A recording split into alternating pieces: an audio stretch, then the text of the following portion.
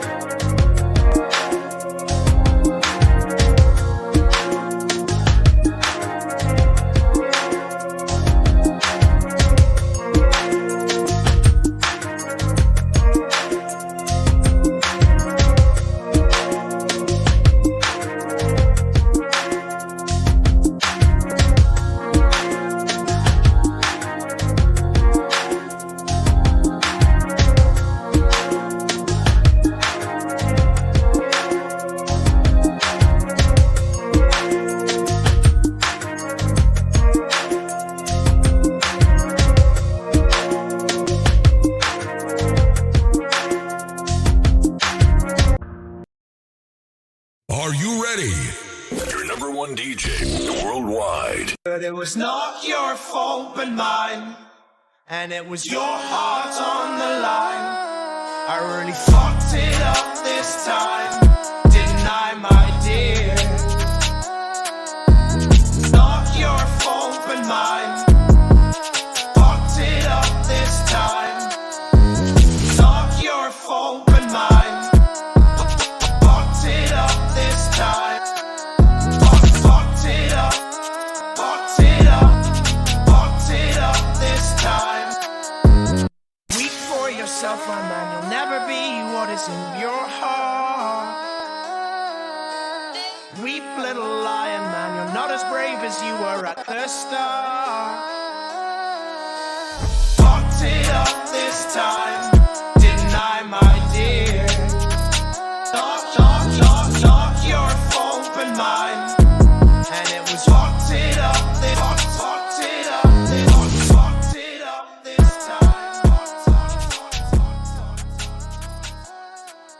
What's up, everybody? Welcome to the Atheist Network group, where we're the atheist YouTube channel that we love. We love theists most of the time. It's your boy Oz, per the usual, and the homie Dr. Joshua Bowen's back in the building. What's up, man? You know, I'm just trying to stay awake here at 10 o'clock, you know? But it's cold out, so it's helping. And I got my coffee, so. It is damn cold. Like, stupid cold. Yeah, I'm sure it's much worse around the country, but it's like 19 degrees here. Yeah, let's see. I have it on my handy-dandy little... as soon as I say that, it doesn't work. Yeah, I think with the wind chill, it was like -6 last time I looked. I'm sorry, -2. There, it popped up. -2. Little frigid. But, no, how you been, man? Yeah, you know, doing all right. Working on, oddly enough, the second edition of Did the Old Testament Endorse Slavery? So this is, you know, I mean, not that it's a topic that's ever far from discussion with me, but yeah, I was texting with somebody today saying I'm like up to my eyeballs in ancient Near Eastern law, so that's lots of fun. And it's crazy. We still have to have this conversation. It's insane. Yeah, Jeff was like pinging me today. Is that what you do? You ping somebody? I don't know. He's on TikTok, and I get these little notifications that pop up that say like, somebody's tagged you, whatever. And it's always a slavery video. Always something going on with him. Yeah, Jeff's good for finding the craziest of the crazy when it comes to the slavery arguments, and or the Muslims that just hate him on TikTok. Just hate him. I have no idea why. It's just such an odd hill to die on, slavery. It's such an odd hill to die on. I'll never understand it. And the two, well, really three separate, but I'll call it two videos. It's like I listen to it. I'm like, oh man, what you have to do to get around this is part of it's sad, but part of it's comical. Yeah, it's like, are you serious? All right. So before we get into it, just a couple announcements. And first thing, per the usual, what's up, everybody in the chat? Thanks for coming and hanging out with us. I see you all representing. You know what we do here.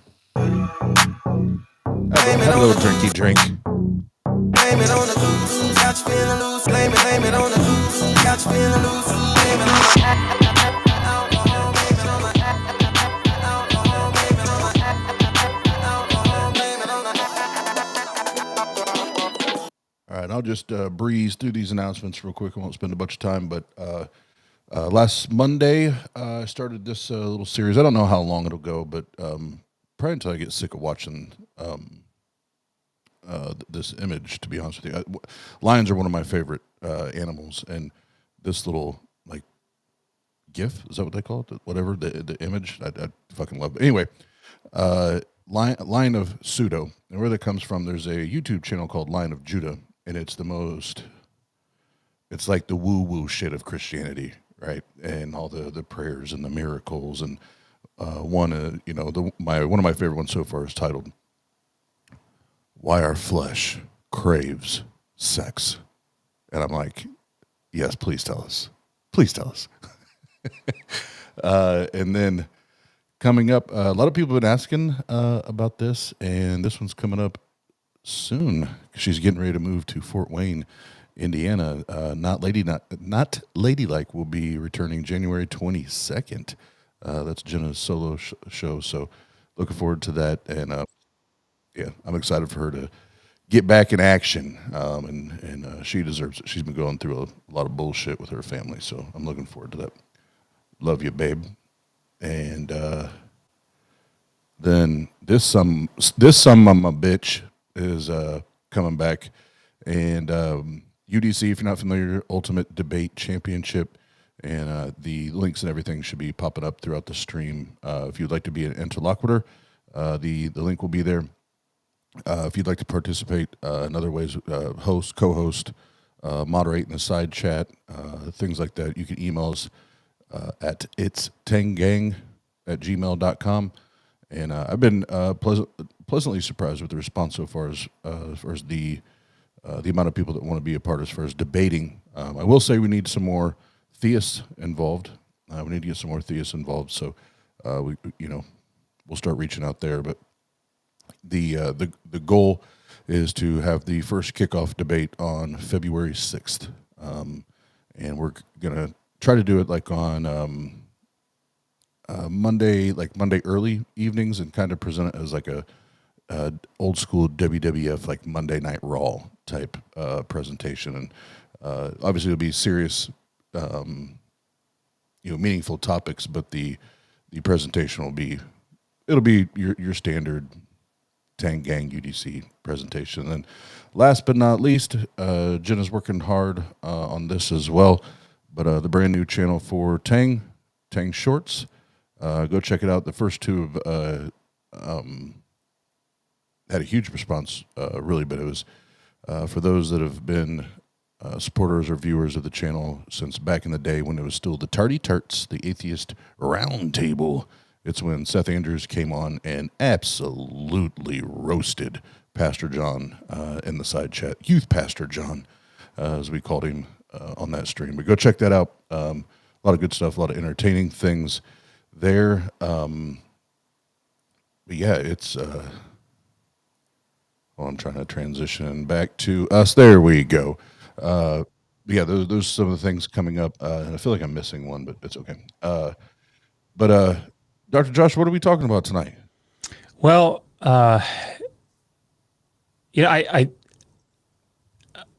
recently, of course, the video that the first one that I think we're going to watch is not a new one, but unfortunately, it's a topic that continues to surface in spite of the fact that I feel like we've spent so much time dealing with these issues. And I was encouraged very momentarily. It was quite ephemeral, the encouragement that I felt with one of the videos that we're going to watch of Mike Winger. I was like, oh, okay, we've turned a corner, right? It's not the whole corner, but we've turned, at least some of it. And then it seemed like it just sort of evaporated, like the morning clouds, to go biblical. So yeah, we're talking about slavery in specifically in the Old Testament, but of course it then carries over into the rest of the Bible. And we'll talk about this tonight. But the thing that I think is really important to recognize is that there are different ways that you can approach this. And the way that I'm finding people are doing it more often is what Mike Winger is starting to do, at least it seems, more up front. And it could just be the video that we were watching, you'll see, but is this theological approach to it, where God is, meeting people where they are. So the slavery is bad. Right? This sounds so weird to say, like, duh, but I feel like it's taken us so long to just get to this point to say, yes, the slavery is bad. But that God is meeting people where they are and trying to move them along and so on and so forth. And having that be the focus as opposed to trying to defend, well, actually it's not so bad. It's more like owning a credit card, all this other stuff. So I was encouraged momentarily, but then it seemed like he just sort of floated back to the old ways. And I was like, oh no. So, but anyway, you'll see that as we go through it. Yeah, there's one point, and I'll wait. I'll wait till we get through Alan's and then through the first part of Mike's, because another kind of trend that I'm seeing and hearing, I'm like, this doesn't make it any better. This doesn't make, like, even that argument doesn't. And I'll wait to point it out. I'm sure other people are seeing it or noticing the trend as well. But I think it's important for us to touch on it. So we'll bring it up here. So this first video, this is Alan Parr, and he is going to, the name of the video is, Does the Bible Support Slavery? So let's hear what Alan has to say. During the darkest era in the history of our country, many Christian slave owners would use the Bible to support slavery. But the question remains, what does the Bible teach on this subject of slavery? That's coming up next. If we could just pause it for a second, because I think, like, this is a place that we really need to have nuance. So notice how it's being framed. Does the Bible? Well, the Bible, there's, he may not mean it this way, right? But there are a lot of theological assumptions behind this. So when we're talking about the Bible, we're talking about this idea that there's this, like, monolithic, there's this unified voice that stands behind these 66 books. So when we ask things like, does the Bible support slavery, or does the Bible support whatever, the question that you have to ask is, well, like, which part? Which position are you referring to? Because there's not this unified voice that stands behind the text, but that's a theological position, right? That there is this inspiration that stands behind it, that the men of God were moved, to write by the Holy Spirit, and so there can't be things like contradictions, and that's sort of the position from which this is almost universally born. And so I think it's important to recognize that from the outset, because what you will do in that position is you will interpret difficult texts in light of often later, more friendly texts, and say, well, there can't be contradictions. And this later text seems to say something less harsh, maybe. And so therefore, that must be what it means. We just have to, sort of see that earlier one in a different light. And that is an interpretive approach. That is a framework all its own. Yeah, and there's a part, I can't remember if it's the first clip or the second clip of Mike's, where it's rather blatant. What you're just talking about, it's rather blatant. It's like, oh, okay, I see what you're doing there, and it's obvious, unless it's the person that doesn't care to do the research and just takes what Winger or Parr or any of the other apologists have to say, but they just take it at face value because they're supposed to be a reliable, trustworthy source. Yeah, yeah. Like a great example of this, a horrific example of this, trigger warning, everybody, about violence and rape. Like when you read through some of these passages, like Deuteronomy 21, for example, where it talks about taking a captive wife in wartime. There is no consent there on the part of the woman, but when you bring something like that up, you will often hear, well, you're supposed to love your neighbor as yourself, and you're supposed to, the Bible's very big on loving your wife, loving your spouse, whatever.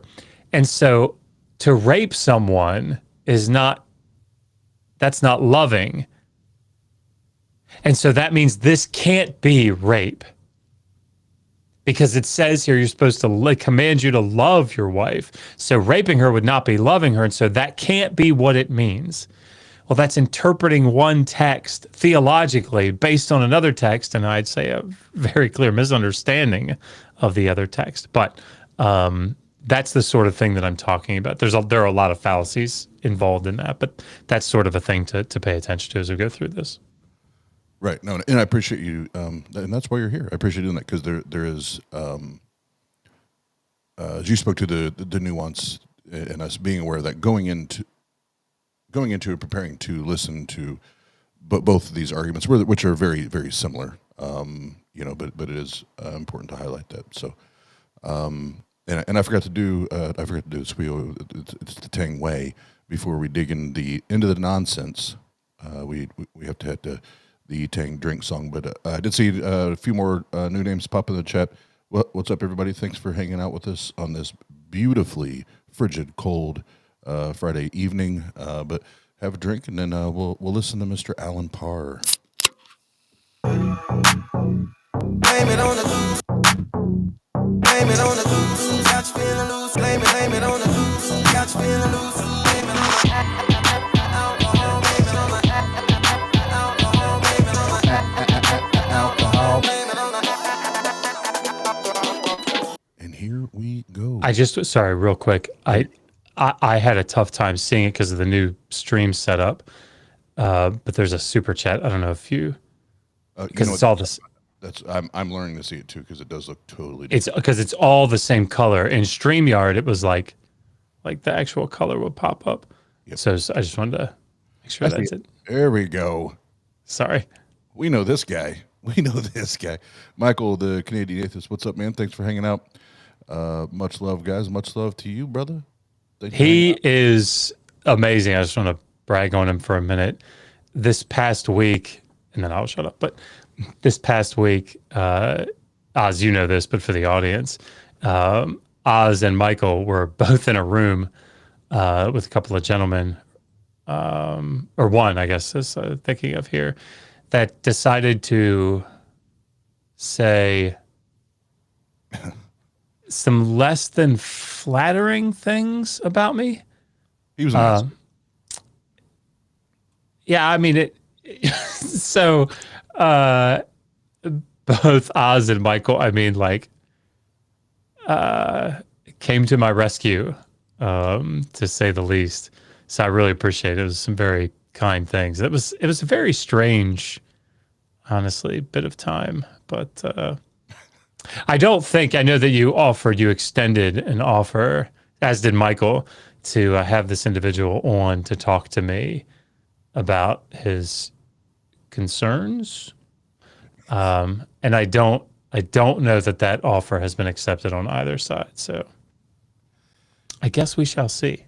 Yeah, I'll just go on a limb. It's more likely than not to happen with Michael than it is I, because Michael is extremely more patient with assholes like that than I am. Yeah, especially if we start talking that kind of shit to people that I love and care about. The pit bull comes out, and I'm like, no, fuck you. Yeah, it was a difficult bit of time. Anyway, sorry. Just wanted to point that out. Thank you very much, both of you. Absolutely, yeah. And Michael's the guy for that job. Michael is the guy for that job.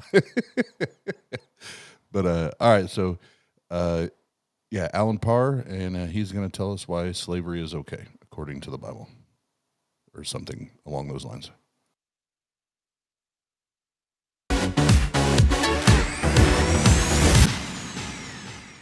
Hey everyone, my name is Alan Parr. Thank you all so much for visiting my channel. Here on The Beat, we release a new video every single Tuesday, and today we are answering the controversial and many times misunderstood question, does the Bible support slavery? And so what I want to do is I want to give you 7 facts and show you how slavery in the Bible was very different than the slavery that was practiced in our country. Number 1, God did not create. And we don't have to spend a bunch of time here, but this is one thing. And I remember when you and I first, first time I read your book and we started talking about this. This is a claim that Christians often make, that the biblical slavery is nothing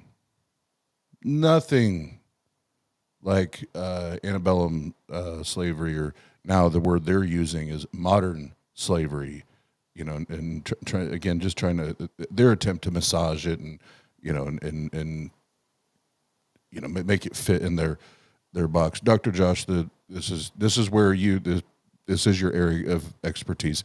Is there anything in the Bible that is similar, the same, or maybe even worse? I'll ask that. Is what they're saying true? Yeah, I mean, it's probably something as we go through this, because we could point it out in more detail as we go.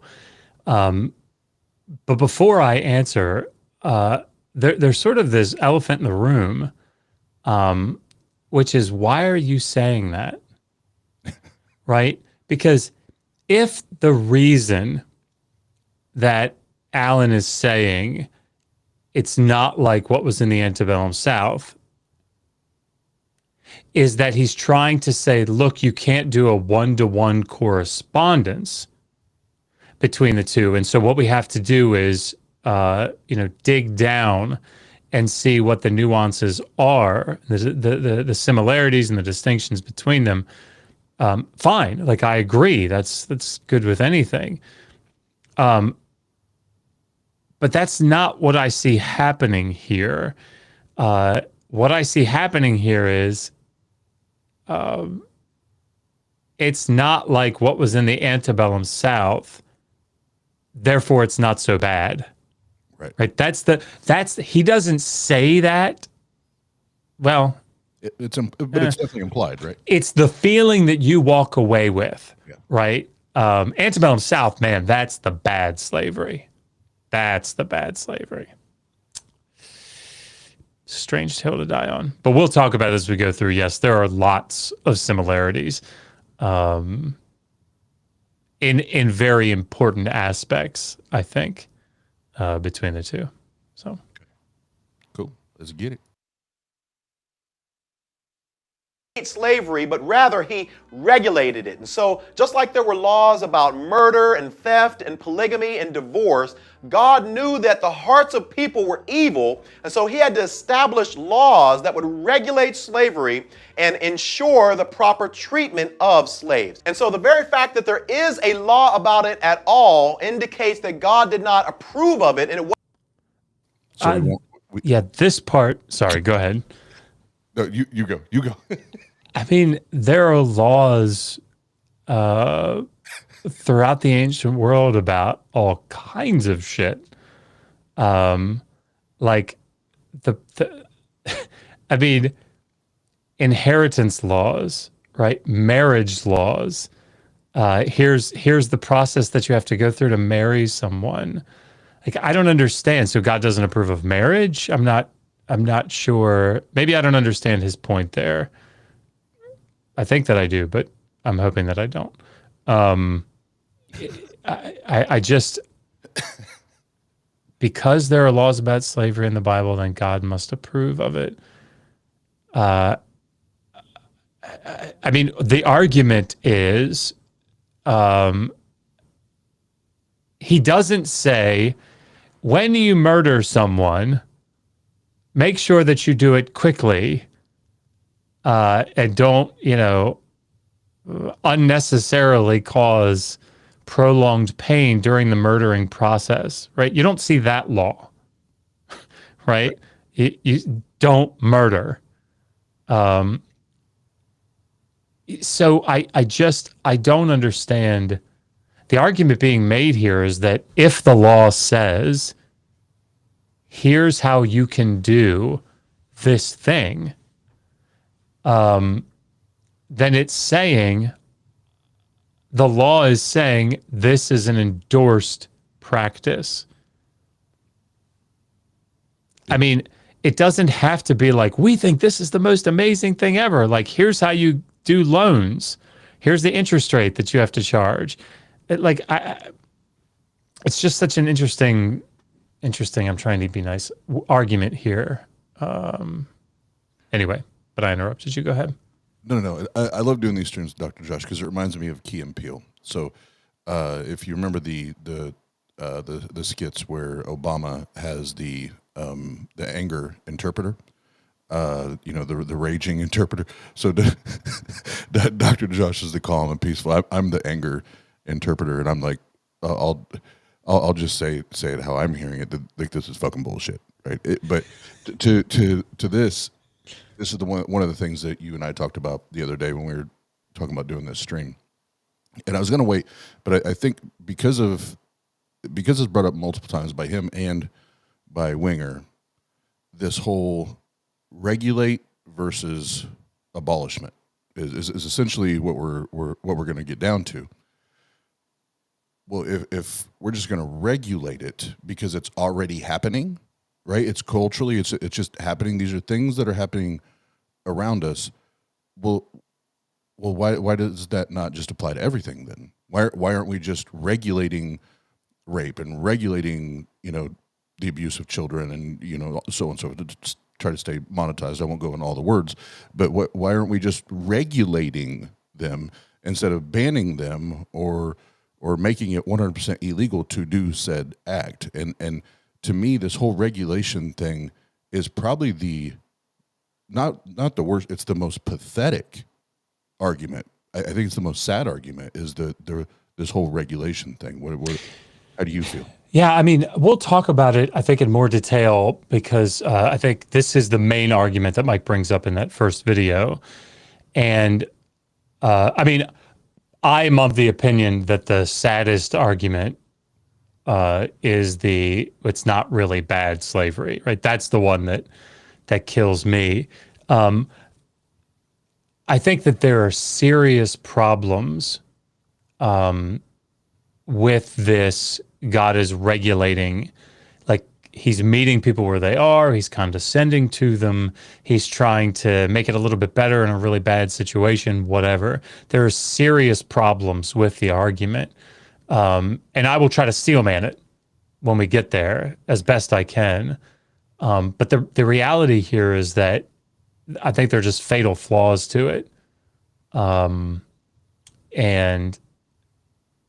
I actually think that it's the strongest of all of the arguments that have been put forth by Christian apologists. I still think it fails, but I think it's the strongest one, which says something. Mm-hmm. I think, and I think your interpretation of it is valid, because what it does is it's a very clear attempt, even in the best cases, to try to rescue the text. Mm-hmm. It's an attempt to rescue the text. Absolutely. We could spend more time on that because Winger, like you said, that's something Winger really zeroes in on. So we'll pull the video back up, and while we transition, have another drink, y'all. Blame it on the goose. Blame it on the goose. Got you feeling loose. Blame it on the goose. Got you feeling loose. Blame it on the alcohol. Blame it on the alcohol. Blame it on the alcohol. Blame it on the. Wasn't his perfect will, because God did not establish laws to regulate or limit good, only to regulate evil. Number two, the purpose of slavery in the Bible, as we're getting ready to see, was actually designed to help the poor survive, which was the exact opposite of what was practiced in our country for nearly 400 years. This leads me to my third point, which is that in the Hebrew culture, slavery was primarily volitional. So in other words, if a person was too poor to provide for themselves, or if they were in debt, they would oftentimes hire themselves out to someone who was richer who could provide for them or pay off all of their debt. Others would choose to be slaves to ensure. Yeah, okay. So I want people to notice, and my memory is my short-term memory is so terrible. So if I forget his earlier point, I'm sorry. But I want you to notice the terminology that he's using. Hire. Right? They're hiring themselves out. Right.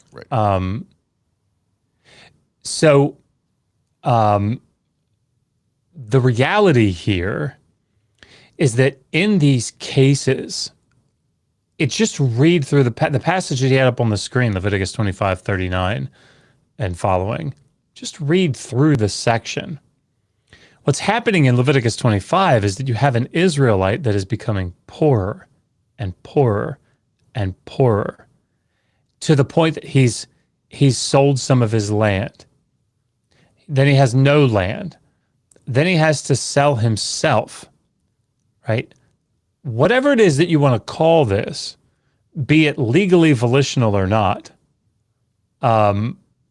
it's duress. Like, the idea that somebody is sitting there going, man, you know what I'd like to do today?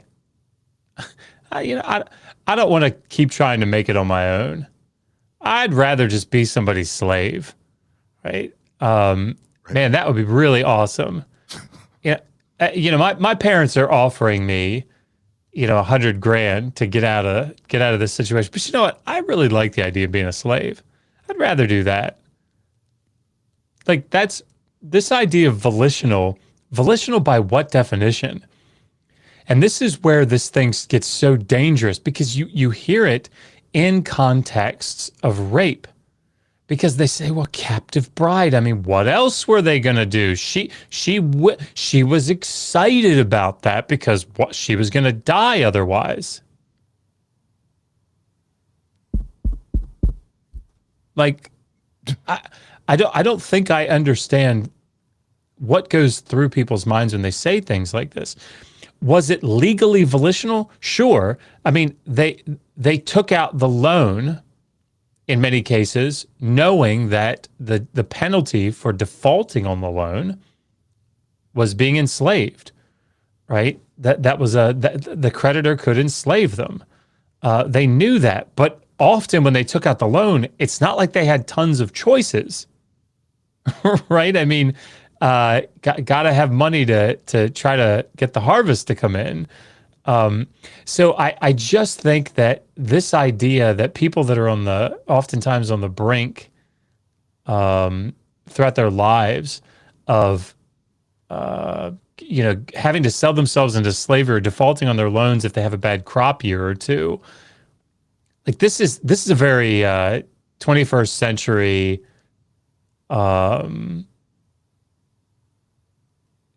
being in power and of having this position of wealth and comfort to be able to say, well, they volunteered for it. Walk me through that. Yeah.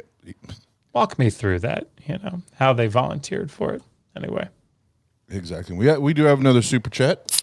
Blame it on the loose. Blame it on the loose. Got you feeling loose. Blame it on the loose. Got you feeling loose. Blame it on the alcohol. Blame it on the alcohol. Blame it on the alcohol. Blame it on the $2 from the queen of the heathens, heathen queen herself. If anyone would like to be a slave, I'm hiring. And even she is like I think trying to for the sake of probably people that might be struggling with perhaps using that term, I'm hiring, right? She's trying to be nice about it in a good way, because it's, she's implying that she would pay them, right? And that's just not what these people would have been facing. And of course, I know that Jess knows that very, very well. She's probably trying to be funny. It's just so. Oh, sorry. She said they can pay me. I knew there was something in there. Had to be something in there. Oh God, she's good.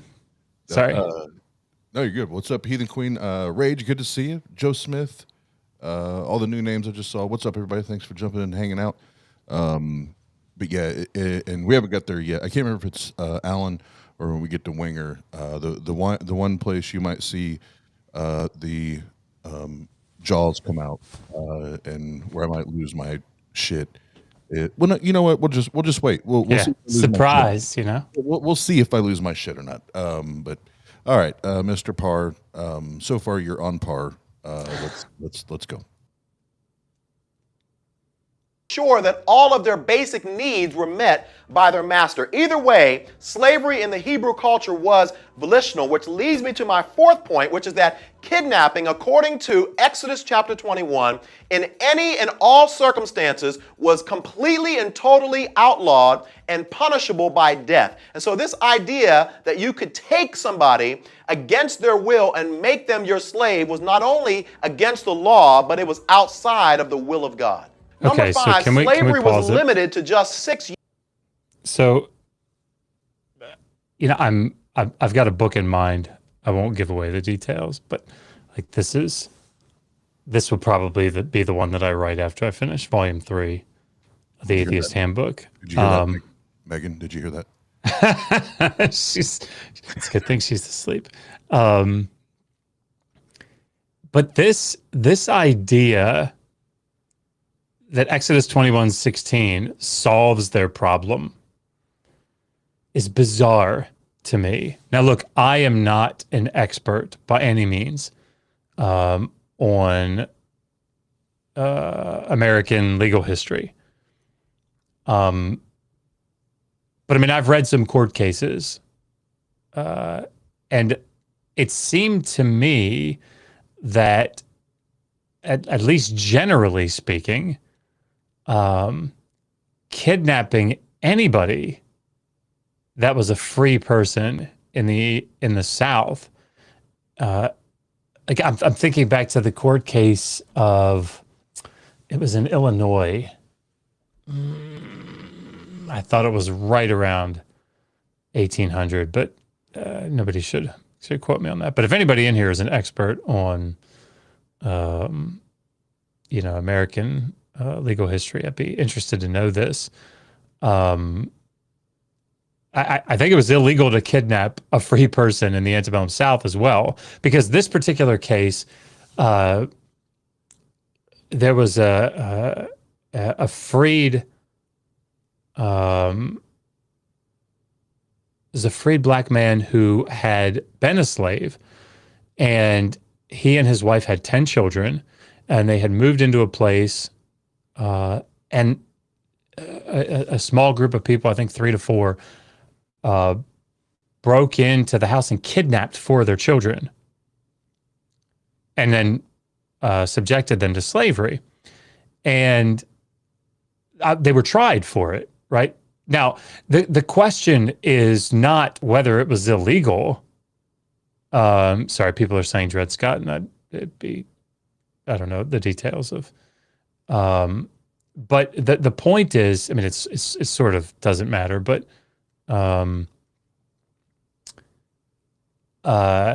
sorry, I can't read the side chat and stay on track. But the point that I'm trying to make here is that there's a difference, and we'll talk about this more later in detail. There's a difference between the law and what was practiced.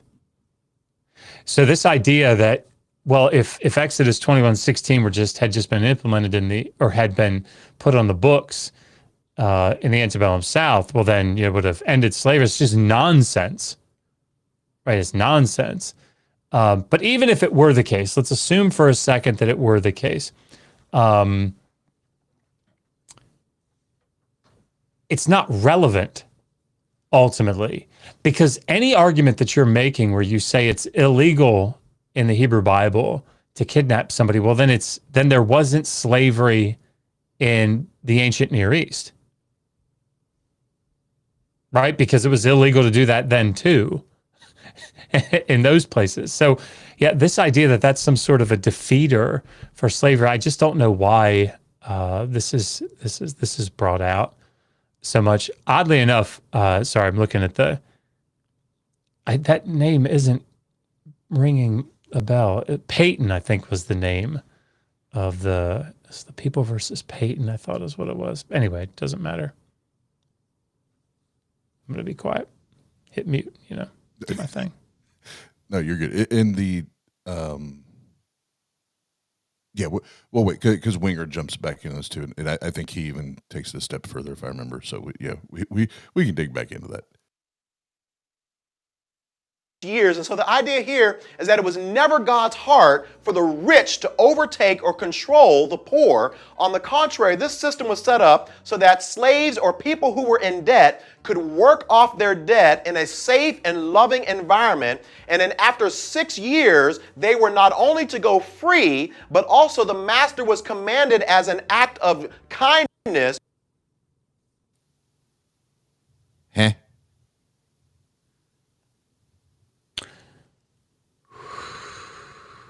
Okay.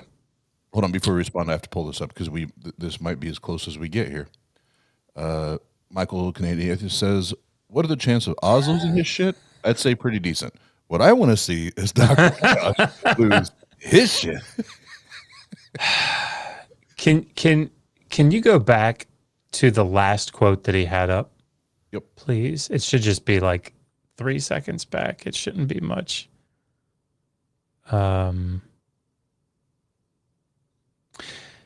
Under this logic, what the Hebrew Bible describes is you have laws that are set in place to try to mitigate slave abuse. So when you look at passages like Exodus 21, 20 to 21, 26 to 27, these are sections that are designed to, as I've said a number of times, maintain the rights of the slave owner to physically beat their slave for moderate correction, to motivate them, to ensure that they don't become lax, whatever. This is the logic, right? But to mitigate against outright abuse of the slave, so things that are above correcting them or disciplining them or motivating them physically. If this is the logic that they have laws in place that keep them from being abused, that's the goal, and that they are released after 6 years, well, then Hammurabi leaves this all far behind, right? Because, I mean, God, if you read through and we'll do this sometime, but if you read through like the prologue to the law collections of Hammurabi, and, you know, Heathen Queen is currently writing on this, you see, and he's just, you know, the last in a long chain, semi-long chain of kings that have written law collections like this that say something similar.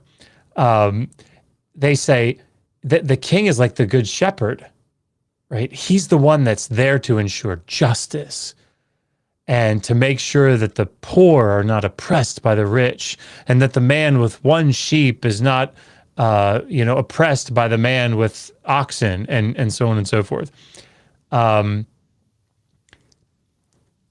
So this is exactly what Hammurabi says he's doing, is he's establishing justice and equality and all these things in the land, freedom, and, you know, I mean, it looks really good.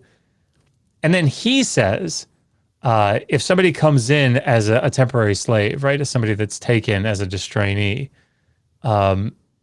they are to serve not for 6 years to be released in the 7th, but they are to serve for 3 years, be released in the 4th. So, you know, if we were going by this logic,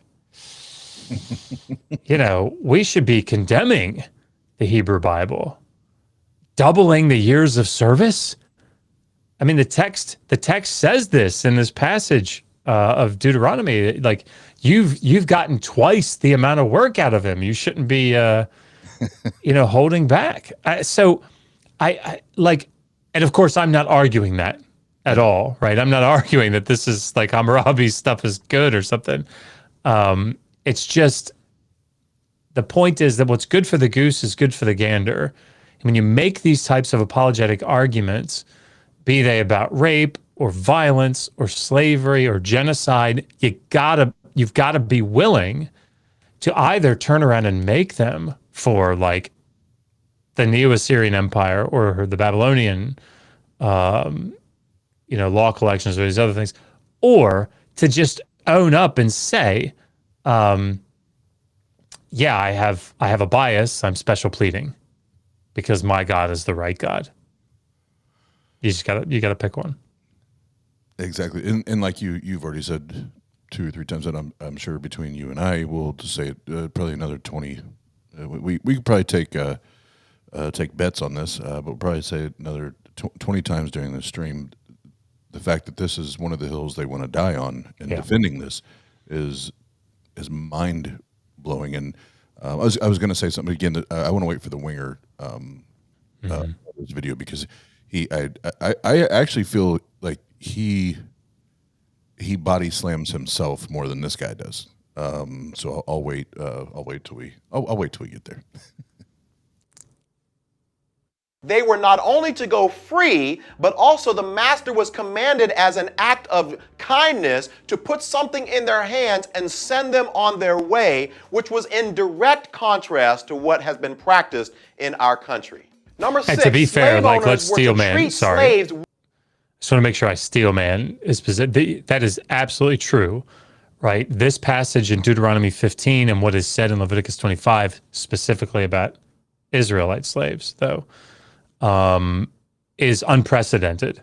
There's no question about that. And if you read, I talk about this in the book, both of them actually, I think.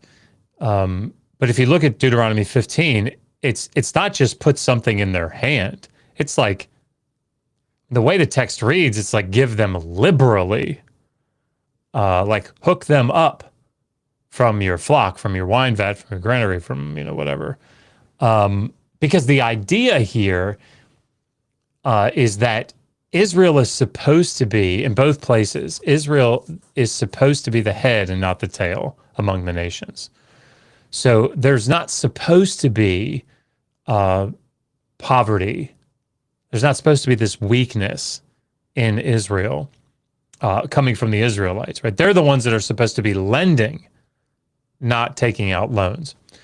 And so the thing that you have to keep in mind, though, in Deuteronomy 15 and Leviticus 25, that these are arguably utopian parts of the legal collection.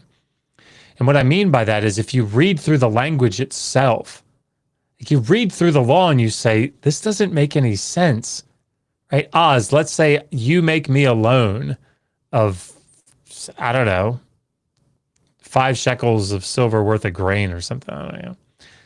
And I default on it, and you take me you come as the creditor and take me or take one of my children or whatever as a slave. I serve for 6 years, work off that debt. As I leave, you turn around and give me a whole bunch of supplies. Give them to me for free. Here you go. Mm-hmm. It's like, wait a second. Why? Economically, that doesn't make sense, right? Not that I'm an economist. I'm not trying to make that argument. But if you read through the text that anticipates this confusion, God is saying, I will supernaturally provide for you if you do this. Right. If you do the proverbial step out in faith, I will give you such a blessing, right? If you, if you talk, you're talking about, sorry, I read something in the side chat and I lost it. Anyway, yeah, but this is, so I want to steel man him. He's absolutely right. Daisy Ulan-Sai wrote a book, amongst others, that talked about like some of these utopian aspects in Deuteronomy. But don't be fooled by this logic. It doesn't make owning another human being as property okay. There's a reason that these types of utopian laws are set in place. And yes, yeah, because there's a couple things that you said that that I'll just say or ask further questions, but excuse me, I'm going to postpone until the Lowinger videos, because again, I think he doubles down even more, and I think kind of buries himself even further deeper than this gentleman is. So I'm gonna pause on mine. With respect, the Bible says in Leviticus chapter 25 that slave owners were commanded to treat slaves as employees or hired workers in terms of the type of work that they gave them. Not only this, but if a slave owner was guilty of killing a slave, he would be facing severe punishment himself. Third of all, they were commanded to maintain the family unity. And so if a slave came to you and he was already married with... Sorry.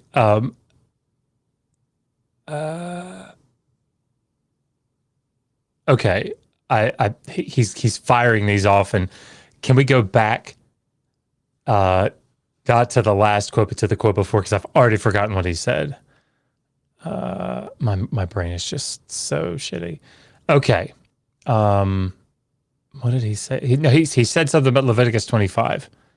That they're to be treated as hired workers, right? Israelites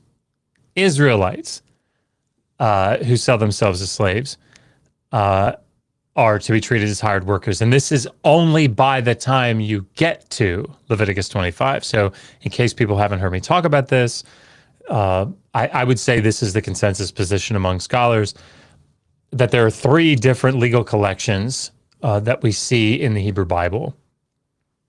The earliest being the Covenant Code that deal with slavery. The Covenant Code in Exodus 21, then the Deuteronomistic Code comes next. The section in Deuteronomy and Deuteronomy 15 that talks about slavery, and then the Holiness Code, that priestly source in Leviticus 25 comes last. So by the time you get to Leviticus 25, now you're not even allowed to treat an Israelite, a fellow Israelite, as a slave. So making this this is why this is sloppy, right? And I don't want to say he's being intentionally sloppy. I don't know. It doesn't matter. At least for this, it's sloppy here.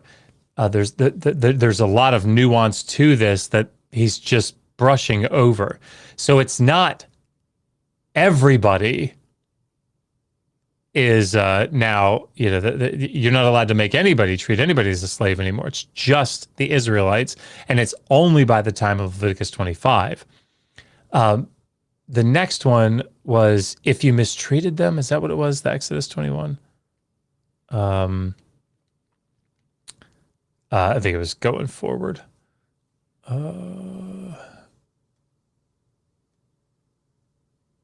mean, it's short enough. You can probably just play it, but.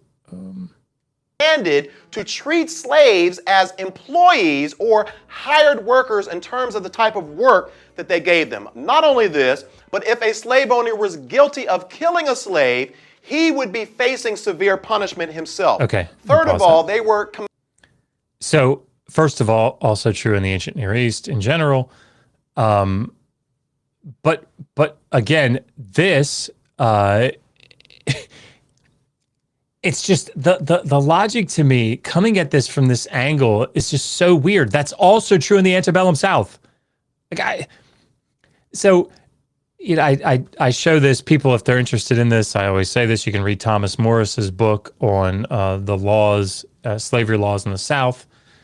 During the pre-Civil War period. And I don't you weren't allowed to abuse and kill slaves. You weren't allowed to do that by law. Did they do it? Of course. Right? That's what I don't know. Just because there's a law doesn't mean people abide by the law. You see this in the Bible, right? Why do people talk about Jeremiah 34? Why do they talk about Nehemiah 5, right? When it comes to slaves, it's because there are laws that people aren't abiding by. The point is that you can't, I always say this, you can't say we're going to compare the laws in the Hebrew Bible and what was actually practiced in the antebellum South. You can't compare them. I mean, you can, but it's not a fair comparison, right? And they would not allow it. Nobody will allow you to say, and they shouldn't, nobody will allow you to say, look, Noah went out and got drunk and his sons, did whatever they did. Or look, Lot went and his two daughters had sex with him. And so look, the Bible condones or endorses, girls raping their dad, right? Whatever. Nobody would allow you to say that. They'd say, whoa. That's what was done. That's not what the laws were, right? But that's what they do when it comes to slavery in the antebellum South. They want to talk about how the law was broken. But sorry, I'll save that for later, but the reason that that's so important is because the danger of repeating it. Anyway, sorry, we can keep going. He's going to come up on a big point soon. Yep, I think I know exactly what you're talking about. But real quick before we dig back into the video, I would be remiss.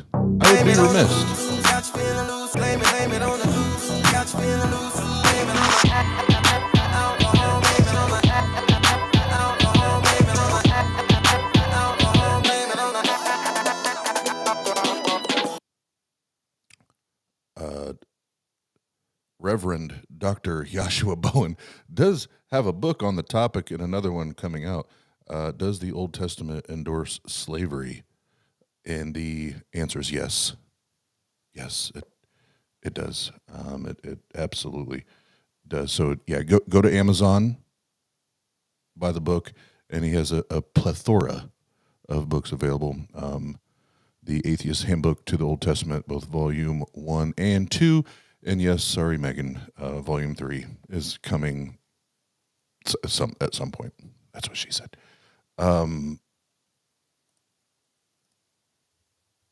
let's hear what else Mr. Parr has to say. Commanded to maintain the family unity. And so if a slave came to you and he was already married with children, after the 6 years were up, he and his wife and his children were to go free, which was in direct contrast to what was happening in our country. Finally, God made it very clear that if there was one that I thought to myself, he's just being intentionally deceptive, it's that one. And before you go on, because this is not my area of expertise, let me ask this, and I'm willing to be absolutely wrong in how, when I heard this and understand the reading the scripture, reading your book, and obviously other literature on it, there are scenarios, if I'm not mistaken, there are scenarios where the husband can become quote unquote free, but the wife still must remain there to pay her debt or whatever, and he can either stay or go or pay off her or her debt so that they can go to something like that. It's right? It's worse than that. So if you could slide back, I think there's a good way to do this to show the audience that, in case they haven't seen this, go back to have his quote up about maintaining family unity. The verse, yeah, right there. Yep, that's it. Okay. Exodus 21:3. If he comes alone, he is to go free alone. But if he has a wife when he comes, she is to go with him. Right? Sounds great. Now, can you pull up and put on the screen Exodus 21:2-6? Are you able to do that without a whole lot of hassle? Yep, give me 1 sec. Go ahead, and I'll pull it up. Because what I'd like to do is read through 2-6, and you can see this is verse 3 that he's describing here, and then come back after talking about those verses very quickly and look at verse 3 again, read it as he's got it here. And just as a quick primer, the way that ancient Near Eastern legal collections are set up, they're very often put into, it's called casuistic form. If X happens, then Y will be, then you should do Y, whatever. And the way that they do it is they'll say, like, if a man hits another man and breaks his bone, then he'll pay this much money. And then they have a variation on that. If a man hits another man and breaks his tooth, then blah, blah, blah.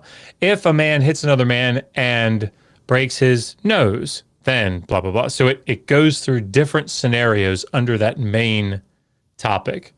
Right, this is the way that they logicked. So that's important, I think, to hear and understand before we read these verses. So if anybody can't read it on the screen, I'll just read it out and just give some very brief commentary, just enough so we understand this. This is Exodus 21. Verse 2, if you buy a Hebrew servant, so we're talking about Israelites here, he is to serve you for 6 years, but in the 7th year, he shall go out free without paying anything. So that's the main situation that's being described. Now you're going to see little like modifications to it, variations on it. So if a Hebrew servant comes in, he serves 6 years, he goes out, done. Then it's like, well, what if he has a wife, right? Okay. If he comes alone, right? If he just comes in, doesn't have a wife, he goes free alone, good to go. If he has a wife when he comes in, so he's married, she goes out with him. Cool. You come in or you go out as you come in. Verse 4, if his master gives him a wife and she bears him sons or daughters, The woman and her children shall belong to her master, and only the man shall go free. So I'm just pausing so that everybody can feel that, right? So then the question becomes, Oz, as you were alluding to, what's a guy to do, right? Here's this guy. He's become a debt slave. He's there for 6 years, paying off the debt, right? Making good on it with the creditor. While he's there, he's used for sexual procreation. He's used to create more slaves. It's the way this works. The next section talks about a woman who's used to create more slaves. But anyway, used for sexual purposes, one of them could be to create slaves. Often was to create slaves. Anyway, her status has to change, his does not. But here, the master says, okay, I have this chattel slave. Here, I would like you to procreate with her. They have kids. What happens to her and the kids? Well, she's already his slave, the master's slave. What about the kids that are born? They both belong to the master. They are both chattel slaves. Okay? And Josh, for those that listen now or 2 years from now, 3 years from now, what is chattel slavery? Why is that important? Why is it important that we define those terms? Good catch. So chattel slavery is the owning of another person as property, right? Their slavery is not contingent upon the repayment of a debt. It doesn't mean that they never have any rights. It doesn't mean that they're able to be treated like a beat up old couch or whatever, you hear, although that's often the case. It doesn't matter. For the sake of this definition, the definition is that they are people that are owned as property. A debt slave, on the other hand, is a slave whose slavery is contingent upon the repayment of a debt. Now, often in ancient Near Eastern legal collections, and I suspect in the laws in general, though I don't know how many legal cases we actually have extant that talk about this sort of thing. But certainly in the legal collections, debt slaves have more rights than chattel slaves. Obviously, they have the right to be released after the repayment of their debt, but they're also treated better, generally speaking. And that's not just in the Covenant Code or in Deuteronomy or something. That's also in the ancient Near Eastern law collections. But this is the material point.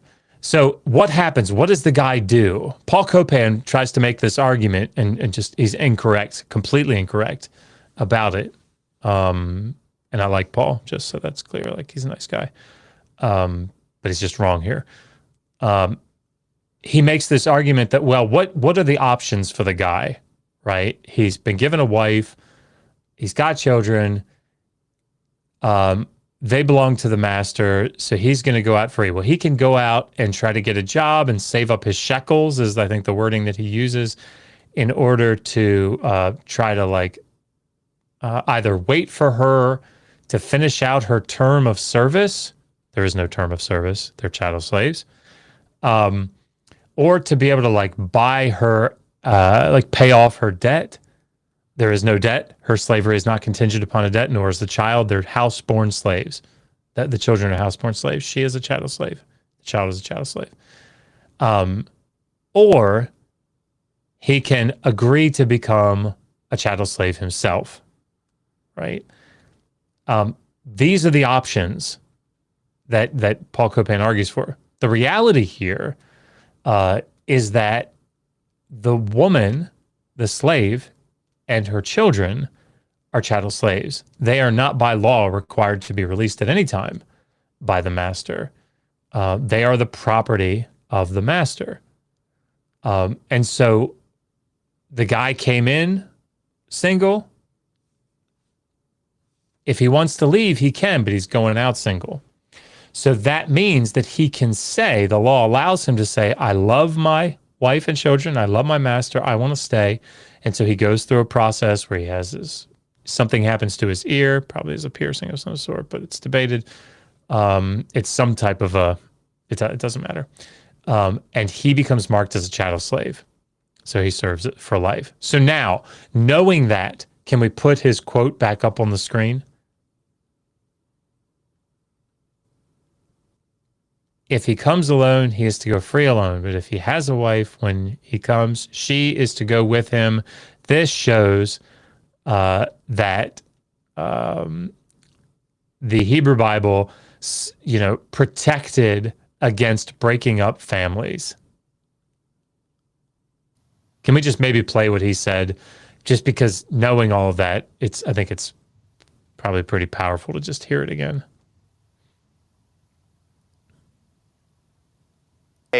He would be facing severe punishment himself. Third of all, they were commanded to maintain the family unity. And so if a slave came to you and he was already married with children, after the 6 years were up, he and his wife and his children were to go free, which was in direct contrast to what was happening in our country. Finally, God made it very clear that a master...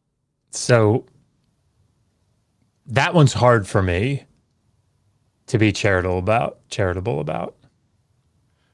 Yeah, and so the question I asked you, and you hit the nail on the head. It's worse. It gets way worse than even where my understanding, in studying and reading of it is, which was already fucked up.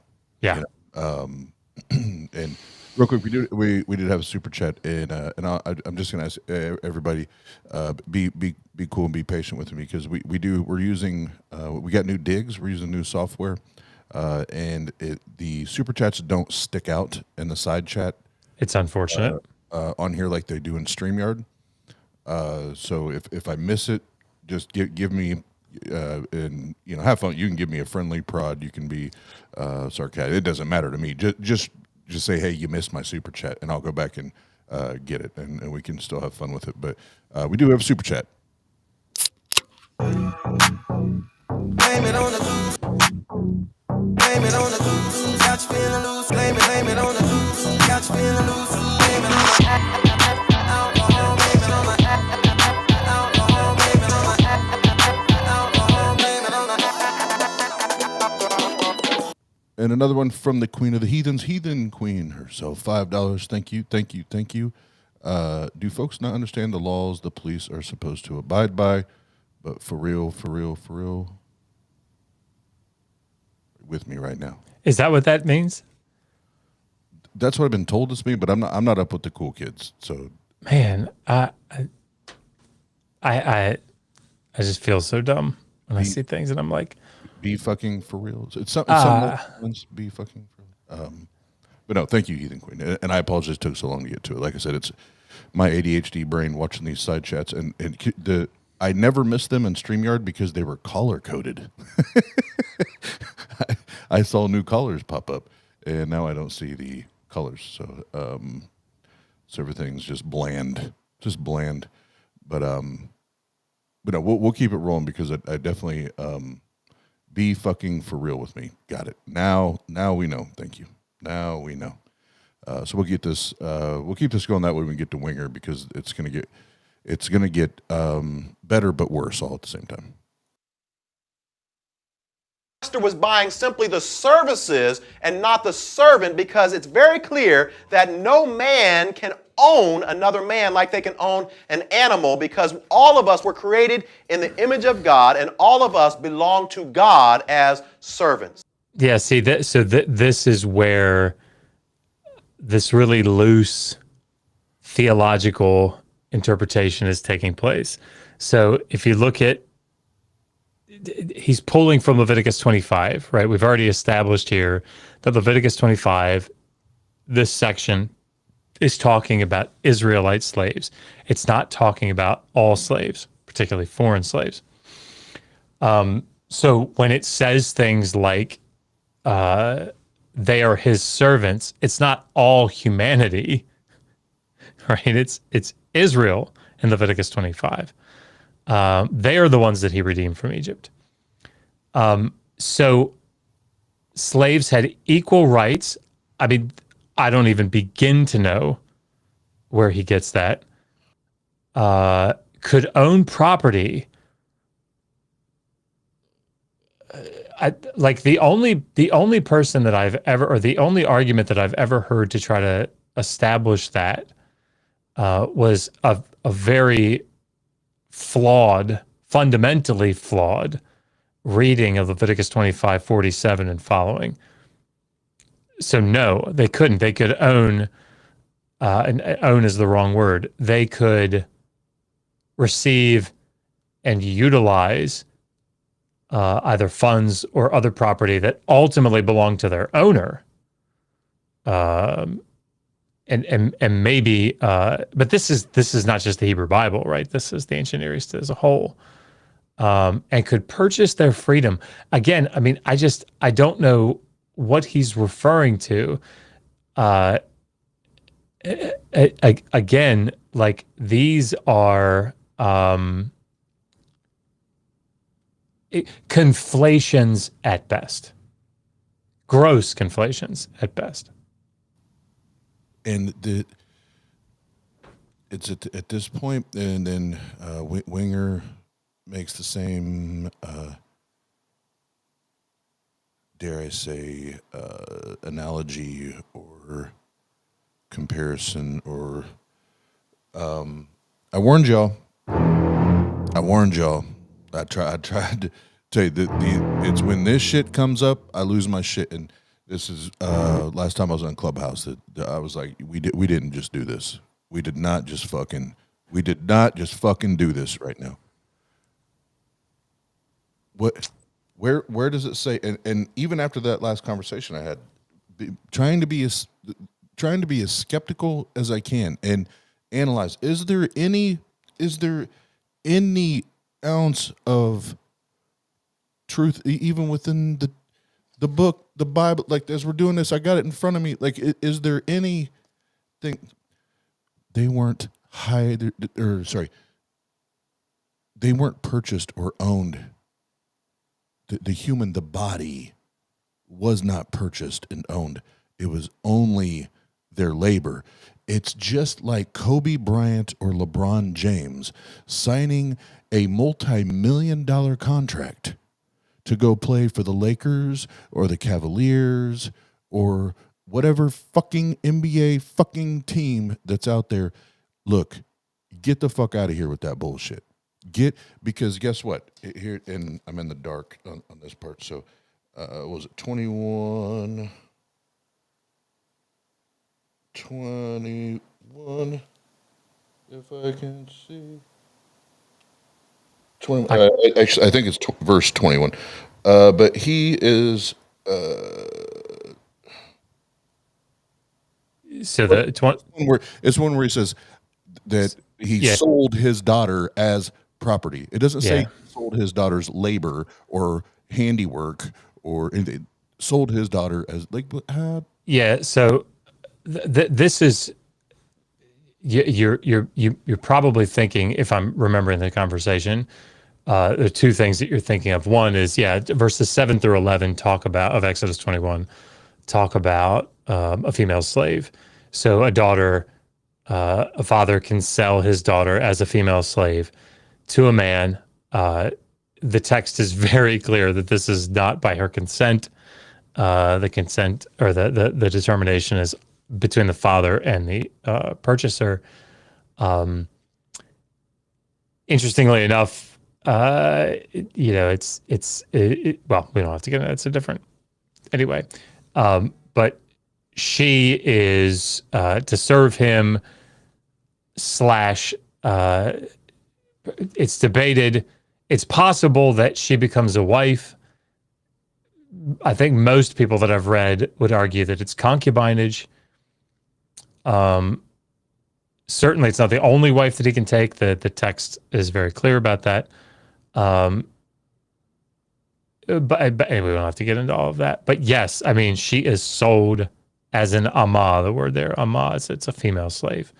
And the other verse that you're talking about is Exodus 21, 20, 21, which is where if a man beats his male or female servant with a rod and they die immediately, they'd be punished. But if survives a day or two, then he's not to be punished because he is his property. And the word there is his kesef, his silver, which, I mean, whatever argument you want to take for that, the point is, this is someone that likely a debt slave. Property is a fine translation. If you want to take the approach that any damage that is suffered, be it temporary or permanent, that is with death, it's the owner's money. It's his loss. If you got a slave and a slave is serving you to pay off a debt and you kill it, and I use the word "it" there for emphasis in the context, to be clear. The way that the passage is laying that out is, joke's on you, because you just took money out of your pocket, right? That's what we have to read these passages in this light. We have to stop trying to sugarcoat it and say things like, well, bond servant, which kind of has like servant. You're thinking of Mr. Belvedere and think all the cool stuff he did on Mr. Belvedere. And actually he could like do whatever he wants. It's just another guy, right? As Joel Baden would say, miss me with that shit. Yeah. And I'm gonna shut the fuck up till we get to Winger. Blame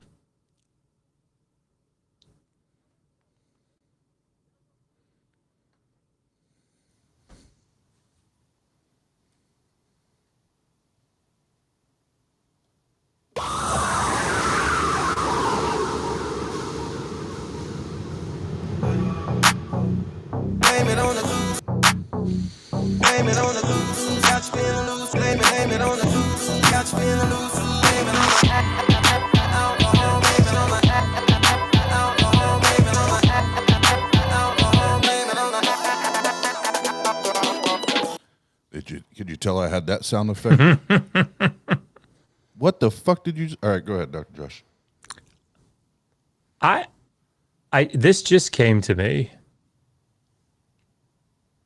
Hallelujah. This just came to me. I feel that in my sub-spirit. I want, and maybe we should all start doing this. If you have a conversation with someone and they say something like, well, they had to set him free after 6 years, or, well, kidnapping was illegal, or, well, they couldn't kill them. They couldn't abuse them. Or what did he just say? Well, it wasn't race-based. I think that we should respond with, therefore, what? Great point. Therefore, because what is happening in this, it's like it's hitting me like a ton of bricks. And I'm sure everybody has known this, but I think voicing it might be really useful here. Yes, I felt it in my subscrotum. Does everybody know that joke? It's all right. I don't know if I told the joke, but I'll tell it here. I think I tweeted it. Maybe is where it was when I was in seminary, just outside of DC. I had a friend, and he was very excited. I think he was a senior at the college, so he's a theology major. He'd been ordained, but he was like 20. I mean, like, it was funny. He's going to be going to, he couldn't have been a senior then, but he's going to be going into seminary. That's what he wants to do, is go to seminary. But he was really excitable. And he was telling me all about the Trinity. And he'd just gone to some theology class about how to defend the Trinity.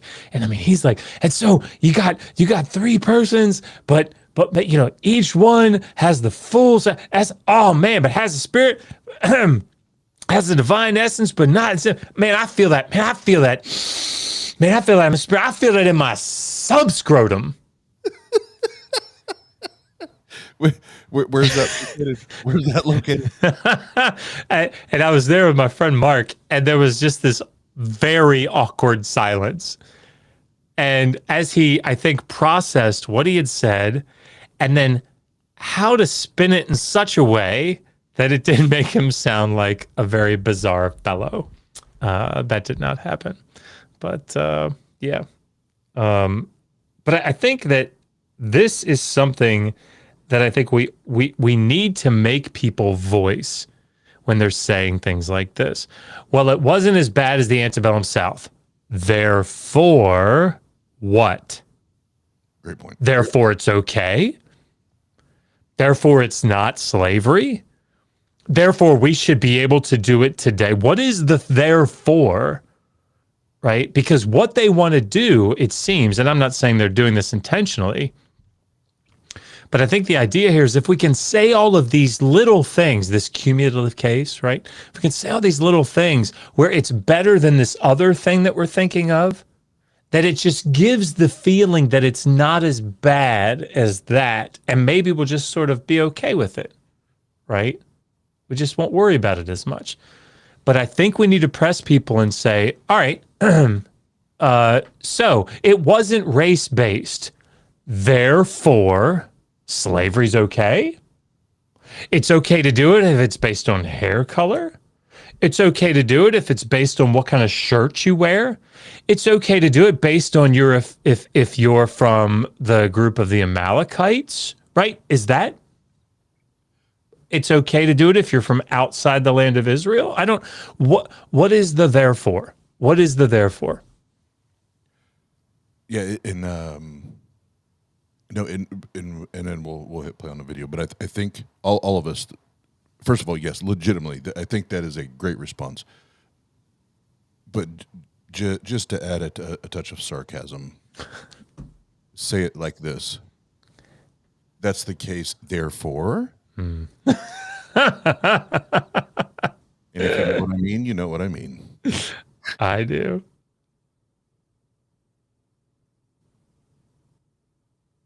And so nowhere in the Bible does it condone enslaving a race of people, rather only individuals, and that on a voluntary basis. So Right. does the Bible So here, make I mean, concessions? this is a great one, right? I'm sorry. Like, what would he possibly say back?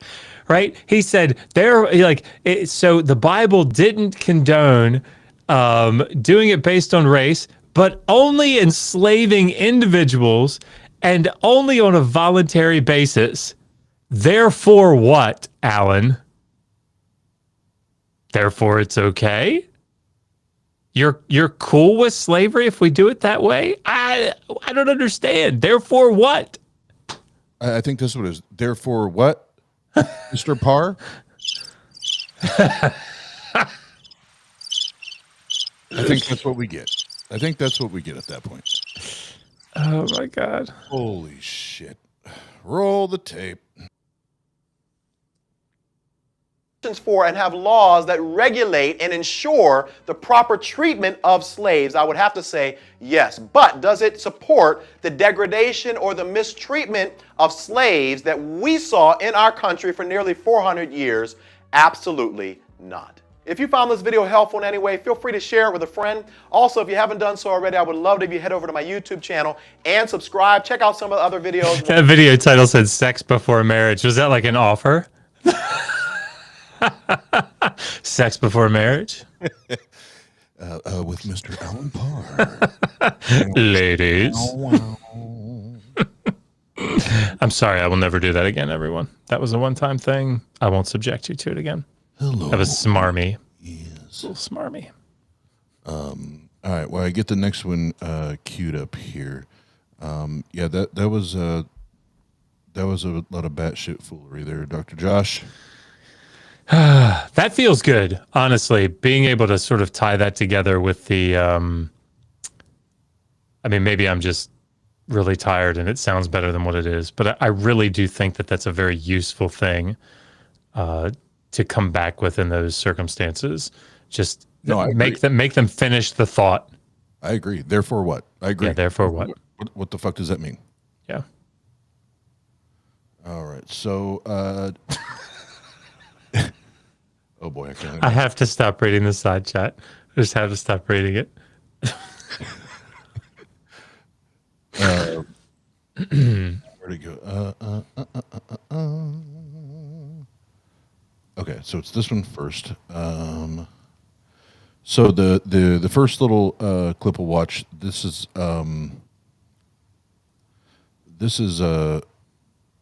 if I can get it to come on, cooperate. There we go. This is Pastor Mike Winger. He slings a lot of nonsense, and we're going to listen to said nonsense here. So this will be two separate clips. So Dr. Josh and I discussed these beforehand. So the first one, I don't know if this is like late night for him or whatever, but someone asked a question about slavery, and he's, I'm probably too tired to be talking about this, but goes ahead and makes the argument anyway, and then points all of us to a video that's 6 years old on his argument for slavery, which only makes it worse. Before we get the proceeding, Dr. Josh, anything you'd like to say before we delve into this one? I mean, I feel like one way to characterize this is you could Mike saying, "Hold my beer." Somebody asked this question, "Hold my beer." So I'm proud of myself for using that one. Proud of myself. Have it. So I'll proudly hold Dr. Josh's beer as we do this shit. As we do this shit, but as we always do before we start a new video with some more of the batshit foolery, y'all know what time it is. Tang gang. Nope, that wasn't it. Missed the buttons. But that was beautiful. That was pretty good. That was beautiful though, but that's not what I was looking for at all. Blame it on the loose. Blame it on the loose. Got you feeling loose. Blame it on the loose. Got you feeling loose.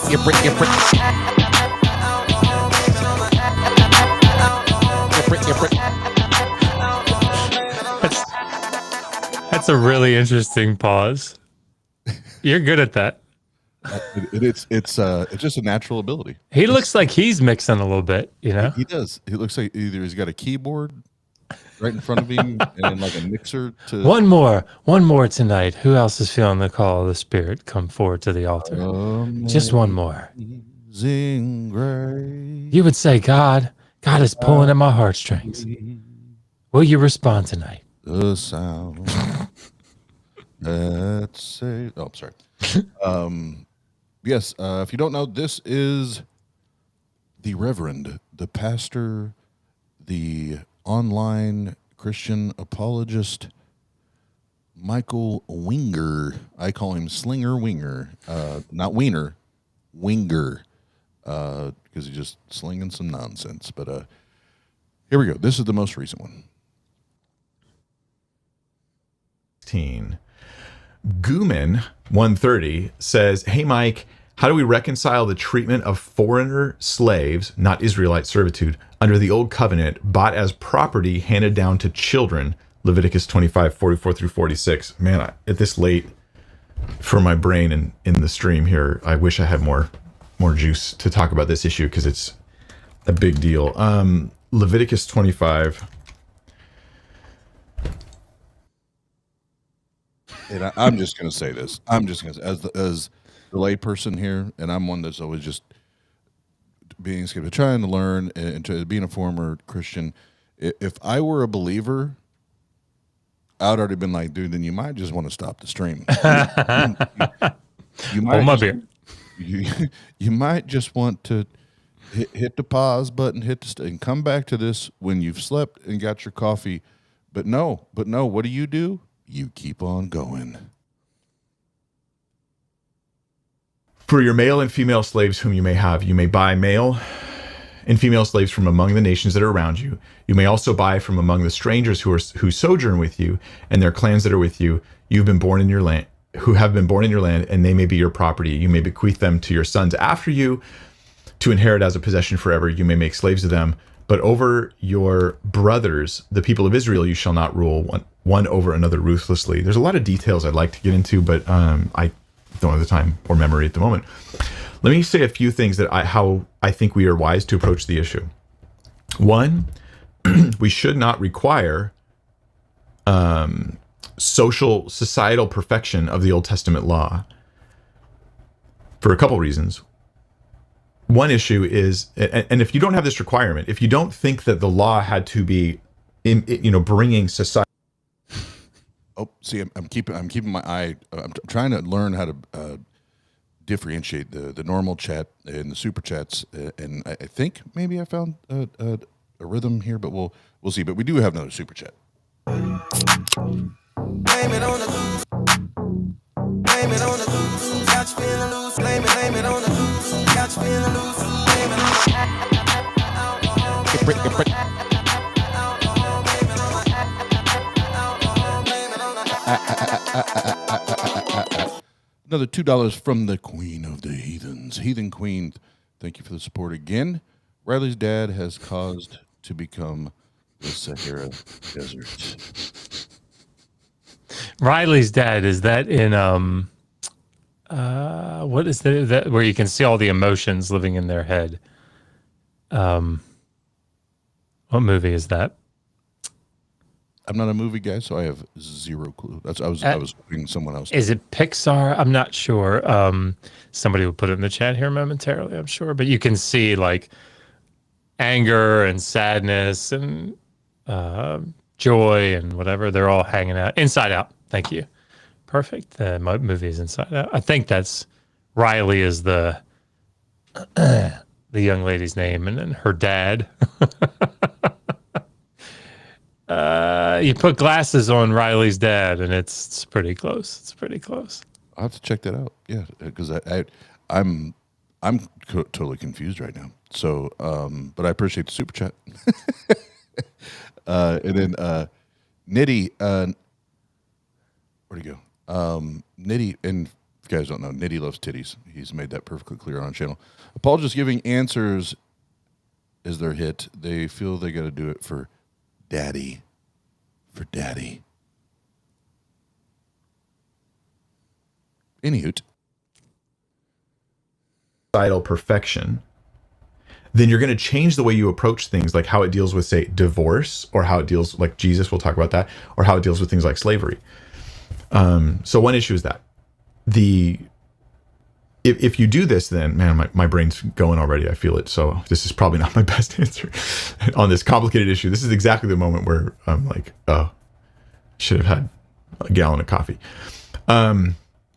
So one of the issues there is that. Another issue is Jesus seems to affirm that the Old Testament law is not imperfect, or not bad, or not God-breathed or something like that, but rather that it is situational, and that the carnality of man and the evilness of man brought in laws that are not ideal. Catch this? This is hugely important. The evilness of man brought in laws that are not ideal. And the law's function was usually, at that point, it seems, to curb some of the abuses or some of the... Okay, because I googled Bill Anderson. That's pretty funny. That's pretty funny. Problems that might have happened otherwise in that scenario. Jesus' example is divorce. When they ask him in like Mark 9, I think it is, where he's asked, hey, why did Moses allow them to divorce if you don't want us to divorce our wives? And he says, well, because of the hardness of your hearts, Moses allowed you to divorce your wives. Moses is not being meant as a personal slur against Moses here. He refers to the law. The law allowed for your divorces because of your evil hearts. You're going to create such situations in your marriage and in your separations from each other that divorce is going to be regulated, but not approved. Did you catch that? It was regulated, but not approved. And so slavery, like the issue of divorce, was every society in the world problem up until very recent times. And if you have slavery going on at all times, in all cultures. Sorry, we missed another super chat. Obviously, I did not find a good way to watch that. So here we go. Blame it on the loose. Blame it on the loose. Got you feeling loose. Blame it on the loose. got you feeling loose. Blaming on my alcohol, blaming on my alcohol, blaming on my alcohol, blaming on my. And a big thank you and shout out, Constellation Pegasus. As always, good to see you. $9.99. Thank you.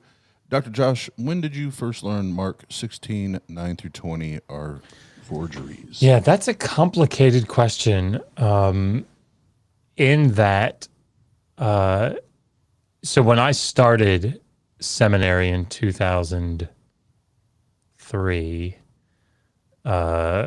this was one of the things that came up. We did a lot of textual criticism, and sorry, I really cannot look at the side chat while I'm trying to talk. And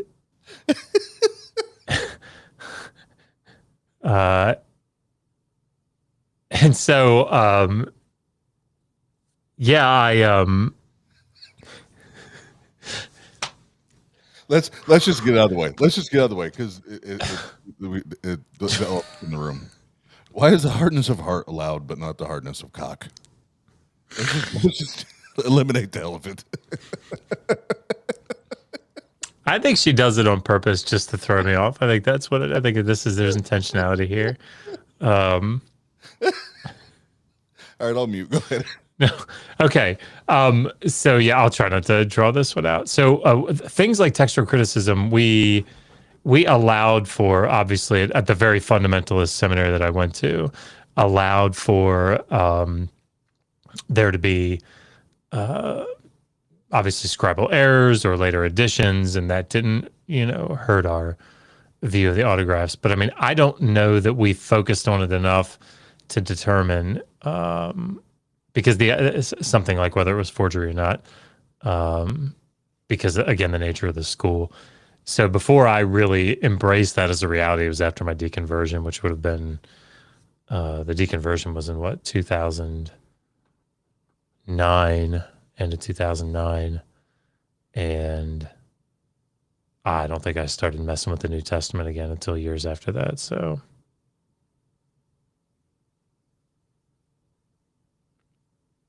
this is becoming a rather sexual stream here. So let's get back to Mike Wiener. Winger. I do want to say before you hit play,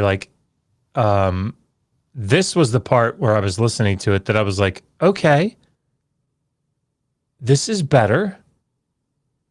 Right? This was that moment where I was thinking, all right, good. At least he's lumping in to at least some degree what is, the laws in the Old Testament about slavery with the laws of the wider ancient Near East. Everybody's doing it, right? Which gives the impression to me that he's saying, yeah, it's slavery and it's bad, but, God's doing something. Ish. But yeah, my positive feelings, relatively speaking, did not last very long. They rapidly descend. Yes. All right, so I'm gonna hit play here, and I'm gonna turn off my camera real quick. I got it. I have to change shirts because of the below freezing, not below freezing, sub-zero temperatures. I have to keep, per instruction of my apartments, I have to keep my heater at a certain point so like pipes and shit don't freeze. And even though it's below zero, I'm sweating like a motherfucker. So I'm gonna change shirts, but I thought you were gonna say I have to change shirts because earlier the Holy Spirit, came upon you. So the Holy Spirit definitely told me change shirts. Change shirts. You and Josh look too much alike right now, and you need to.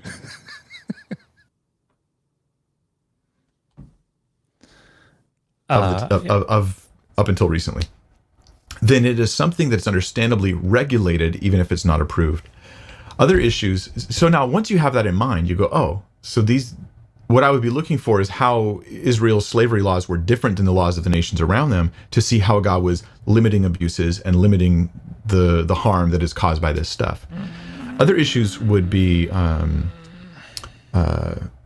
the difference between slavery in your head and slavery in the ancient Near East in historical times. And there is radical differences between the two, guarantee it, because we're raised with a certain perspective on this stuff. And I have a teaching on slavery where I talk about some of these issues. Other reasons is to look at not just one law, but the other laws of Israel. Like the fact that Israel becomes an underground railroad effectively for slaves. If a slave runs from his master and runs to, say you're in one town of Israel, you're a slave, you're being mistreated, you flee to another town of Israel. When you get... Sorry. All right, I'm back.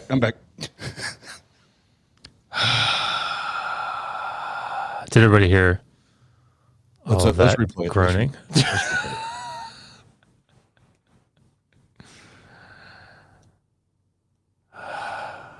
God. It makes me because want to of weep your evil and hearts, die. you're going to create such situations.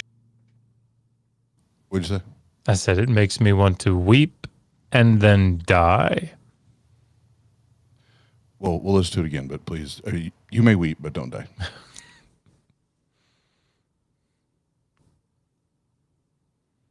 The carnality of man and the evilness of man brought in laws that are not ideal. Catch this? This is hugely important. The evilness of man brought in laws that are not ideal.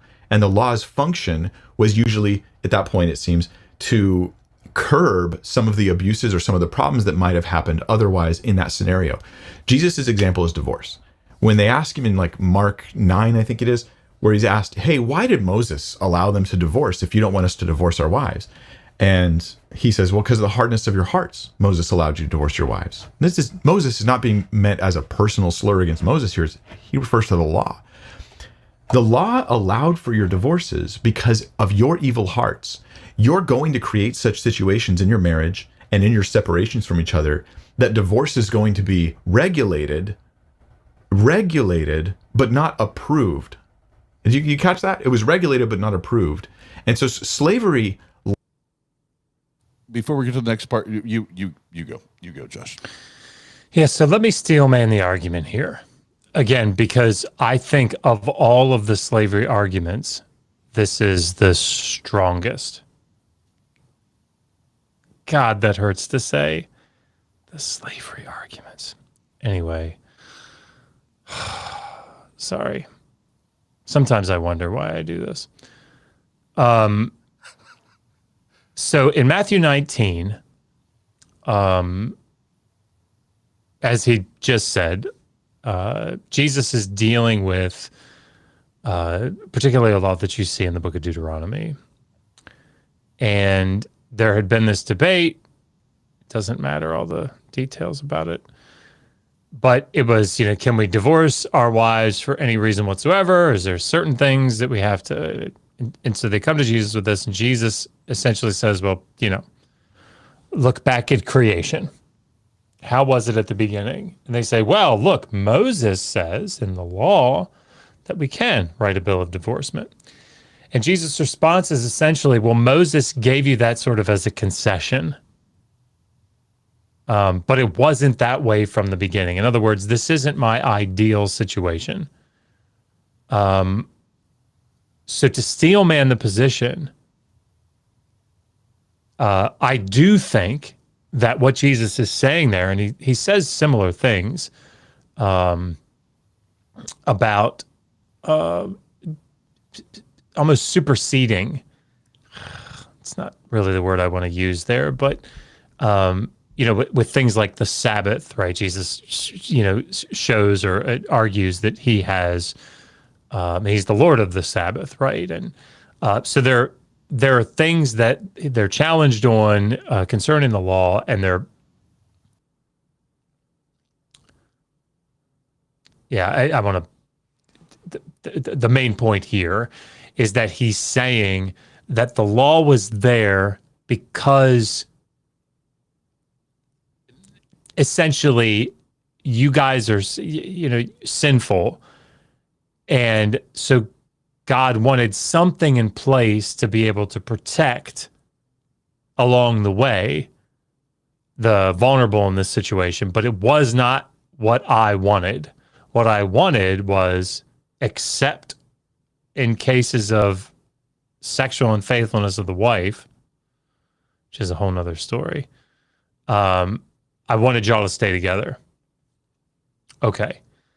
So the argument then is that this is a principle that stands that we can then, so there's this principle that the Mosaic law has these places where it's condescending to sinful man and saying, look, I know that you're still going to do this stuff. So what I'm going to do is, instead of outright saying you can't do it, what I'm going to do is I'm going to make concessions, but say you have to do it in this way because of your sinfulness, whatever.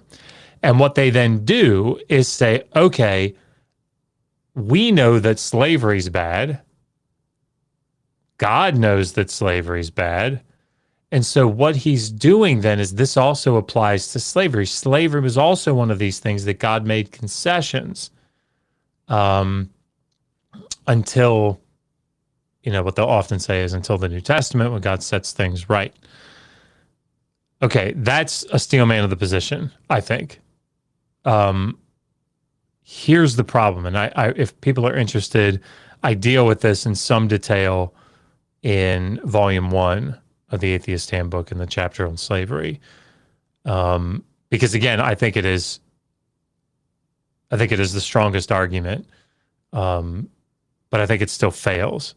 And the reason that I think it still fails is multifaceted. But one, the New Testament is not against slavery, right? The New Testament does not come out with anything that would suggest that slavery is bad. So if we're trying to make the argument, thank you. If we're trying to make the argument that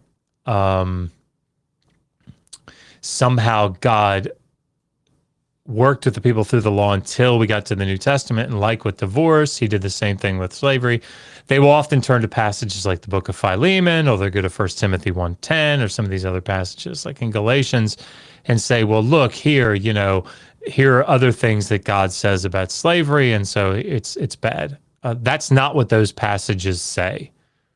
The book of Philemon is not, and this is not my position, this is a scholarly position on this, the book of Philemon is not a blanket statement against slavery at all. 1 Timothy 1:10 does not say slavery is bad. It says that the slave trade is bad. And everybody said that.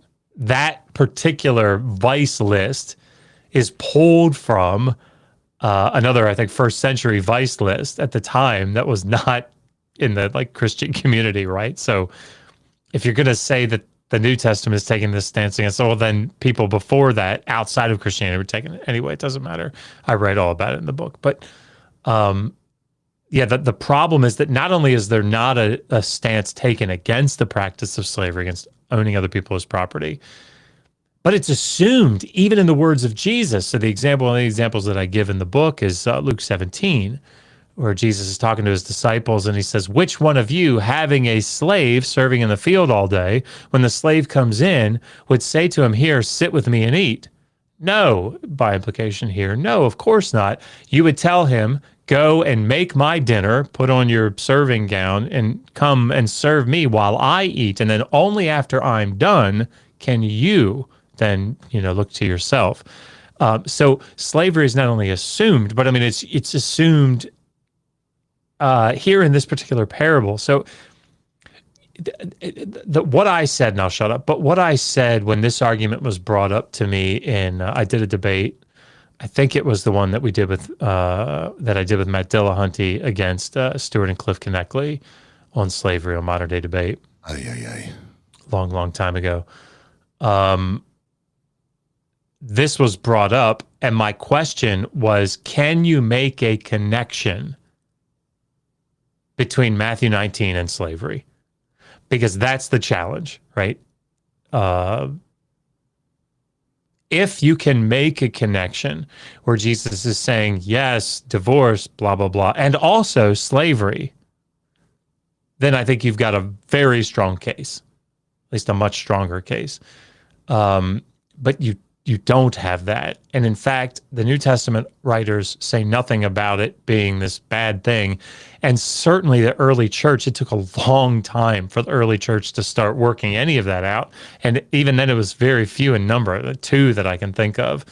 But most of the other church fathers that talked about this, when they spoke out against slavery, it was like, well, you shouldn't have so many slaves because that's gluttonous, right? So anyway, hope that we have no super chat, and then I do have a follow up question to that. But let's hit the super chat first.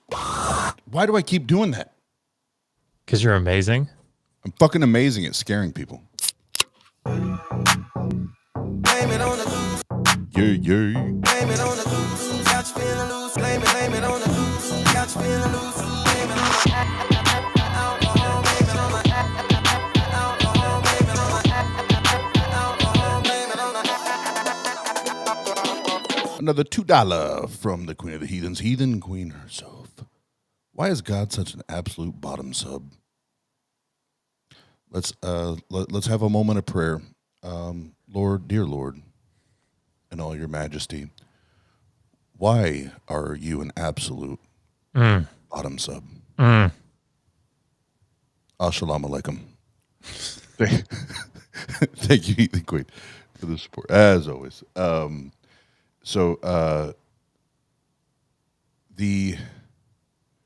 My thing with it, and like I said when we were reviewing Alan's and talking about Alan's video with this one, maybe take it a step further here. I don't understand this whole, like, I justify this because it's being regulated. Because I automatically think about, well, let's keep it simple. For even today or 2 years, 5 years from now, somebody stumbles upon this video. Keep it for the people that they've not read their Bible. They don't have a great understanding of the Bible, but they at least understand what the 10 Commandments are, right? Thou shalt not kill. Thou shalt not steal. Thou shalt not commit adultery. Why are we missing an 11th? That could have been, should have been. Thou shalt not own human beings as property, right? Christians, do you not understand? It could have been that simple for your God to give that one motherfucker that went to a mountaintop and came down with tablets to either have an 11th or maybe remove your ego from it all, instead of thou shalt have no other gods before me, or thou shalt, obey or respect or whatever the Sabbath. How about you just subtract one of those and put in there, you shouldn't own each other. That's where this gets like completely ignorant to me. It's just ignorant. Yeah. And to be clear, the steelman of this argument is done from an internal critique, right? So, like, I'm having to step into the worldview, assuming that things that Jesus says are authoritative, assuming that what he says is actually, not just a theological reworking to try to address a problem that is, seen in a later period. I'm trying to steelman it in the strongest way that I possibly can, if that makes sense. No, I get it, and this only makes me think about the guy on Clubhouse that says you're just a dishonest piece of shit, because that's obviously what you do. You just misrepresent everybody's arguments, and you're just a giant asshole, Josh. You're just a giant asshole. I don't know. I can't remember the guy's name now on Twitter that I engaged with briefly this week, but yeah, I mean, it's the second person that's pointed that out to me, that I'm just a liar and a liberal hack. And isn't it funny that then as soon as your friends that actually know you step up to plate, like, oh well, let's chop it up, let's talk about it. They skedaddle, they skedoodle, and we've had a few more people jump in. We're at about 30 folks hanging out with us right now. So Nice. again, I'm always going to do this. Always. So Josh is not just a fellow atheist YouTuber, but this is my homie, and so I'm going to do this every single time. And he already knows this, whether he likes it or not. But he's got a plethora of books that you can buy. You just go to Amazon. The topic tonight: did the Old Testament endorse slavery? Yes. Go buy that. Then there's the Atheist Handbook to the Old Testament, volume numero uno. Get that. Oh, and then there's the follow-up masterpiece, the Atheist Handbook to the Old Testament, numero dos. Numero dos.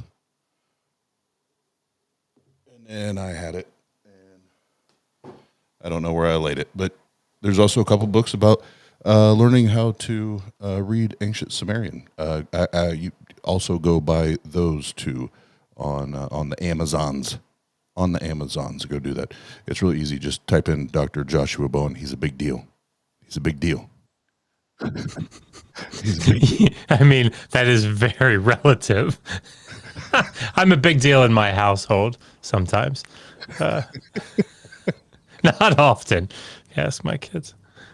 But go buy the damn books. Thank you, Oz. That was very kind. Tang gang. You know how we do. But let's. I think we're almost through this with Winger, and then we'll get the home run piece, which is the actual sermon. And then once we get to the sermon, I'll put him up to like 1.25 or 1.5 speed to get through. It really should only be, I think, 5 minutes of that. Oh, that's true. That's true. I forgot. I forgot. You're right. You're right. Hopefully. So yeah, this is almost done. You're going to create such situations in your marriage and in your separations from each other that divorce is going to be regulated, but not approved. Did you catch that? It was regulated, but not approved. And so slavery, like the issue of divorce, was every society in the world problem up until very recent times. And if you have slavery going on at all times, in all cultures of up until recently, then it is something that's understandably regulated, even if it's not approved. Other issues. So now, once you have that in mind, you go, oh, so what I would be looking for is how Israel's slavery laws were different than the laws of the nations around them, to see how God was limiting abuses and limiting the harm that is caused by this stuff. Other issues would be so the difference between slavery in your head and again, I agree from a methodological standpoint, that's what you'd want to do. If you're assuming that to be the case, then that's what you'd want to do. That's where you start running into problems, right? And it's not just with slavery. So if you're trying to make this argument, you would ostensibly want to draw it to things like the treatment of women. So you'd want to look at things like rape and adultery laws, right? And that's what we do in Volume 2. And guess what? It's on par with the rest of the ancient Near East, just like with slavery. He's getting ready to talk about Deuteronomy 23:15-16. Essentially calls it like an underground railroad. Nonsense. That's my best impersonation of a British accent that I can't remember where I heard. Anyway, I'm getting tired. Really quick, I just want to play Stephanie. Great point. Great observation. What's fascinating is he chooses marriage as an analogy. Similar property transaction? Question mark. Great point. Especially in them their days. Slavery in the ancient Near East in historical times. And there is radical differences between the two, guarantee it, because we're raised with a certain perspective on this stuff. And I have a teaching on slavery where I talk about some of these issues. So that's I do want to key on that. And maybe I misheard what he said there, radical difference. That sounded like he said a radical difference between, I don't know. I thought he was saying there's a radical difference between what you see in the wider ancient Near East and what you see in the biblical text. Definitely not true. But the fact that... You want me to replay it? Yeah, that'd be good. Sorry, I don't want to No, let's mischaracterize what he said. Get it right, yeah. is because of your evil hearts.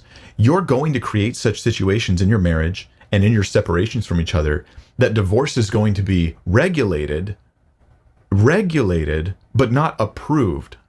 Did you catch that? It was regulated but not approved. And so slavery, like the issue of divorce, was every society in the world problem up until very recent times. And if you have slavery going on at all times, in all cultures of up until recently, then it is something that's understandably regulated, even if it's not approved. Other issues. So now, once you have that in mind, you go, oh, so what I would be looking for is how Israel's slavery laws were different than the laws of the nations around them, to see how God was limiting abuses and limiting the harm that is caused by this stuff. Other issues would be the difference between slavery in your head and slavery in the ancient Near East in historical times. Okay. And there is radical differences between the two. Okay, that I agree with. Sorry. I must have missed that center part and connected him talking about differences in the ancient Near East and the Hebrew Bible and what he said there. So let me take that back.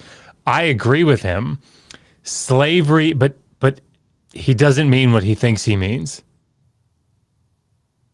Or what he... Yeah, I don't know. I'm sorry, I don't want to say that. Let me be clear about what I'm saying. Slavery that's in our head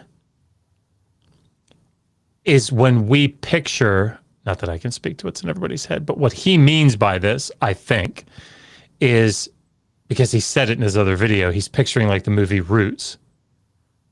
And what he's picturing is the treatment of slaves in practice as portrayed in, I think, primarily media, media like movies, rather than media like research papers, what have you. So what people have in their heads is, I think, things that they've seen on the screen, right? Which I think is what they should have in their heads. I think they should remember the atrocities absolutely that took place. And there's a reason that I'm emphasizing that, because I'm sure that Mike doesn't mean it this way. But by taking this apologetic approach, it can ultimately lead to a situation in which people forget about the atrocities and they minimize the atrocities. And I'll explain why maybe when we get there. But what he needs to be comparing, though, as I said before, is not what's in their minds, which is what was actually taking place on the ground. But he needs to be keeping in mind what slavery is by definition, and then looking at the biblical text and saying, is that what we see there? Anyway, sorry, I keep interrupting. Yeah. No. I'm listening to it and thinking about what he said and thinking in the future what we're getting ready to listen to next as he refers us to the 6-year-old video. We're raised with a certain perspective on this stuff.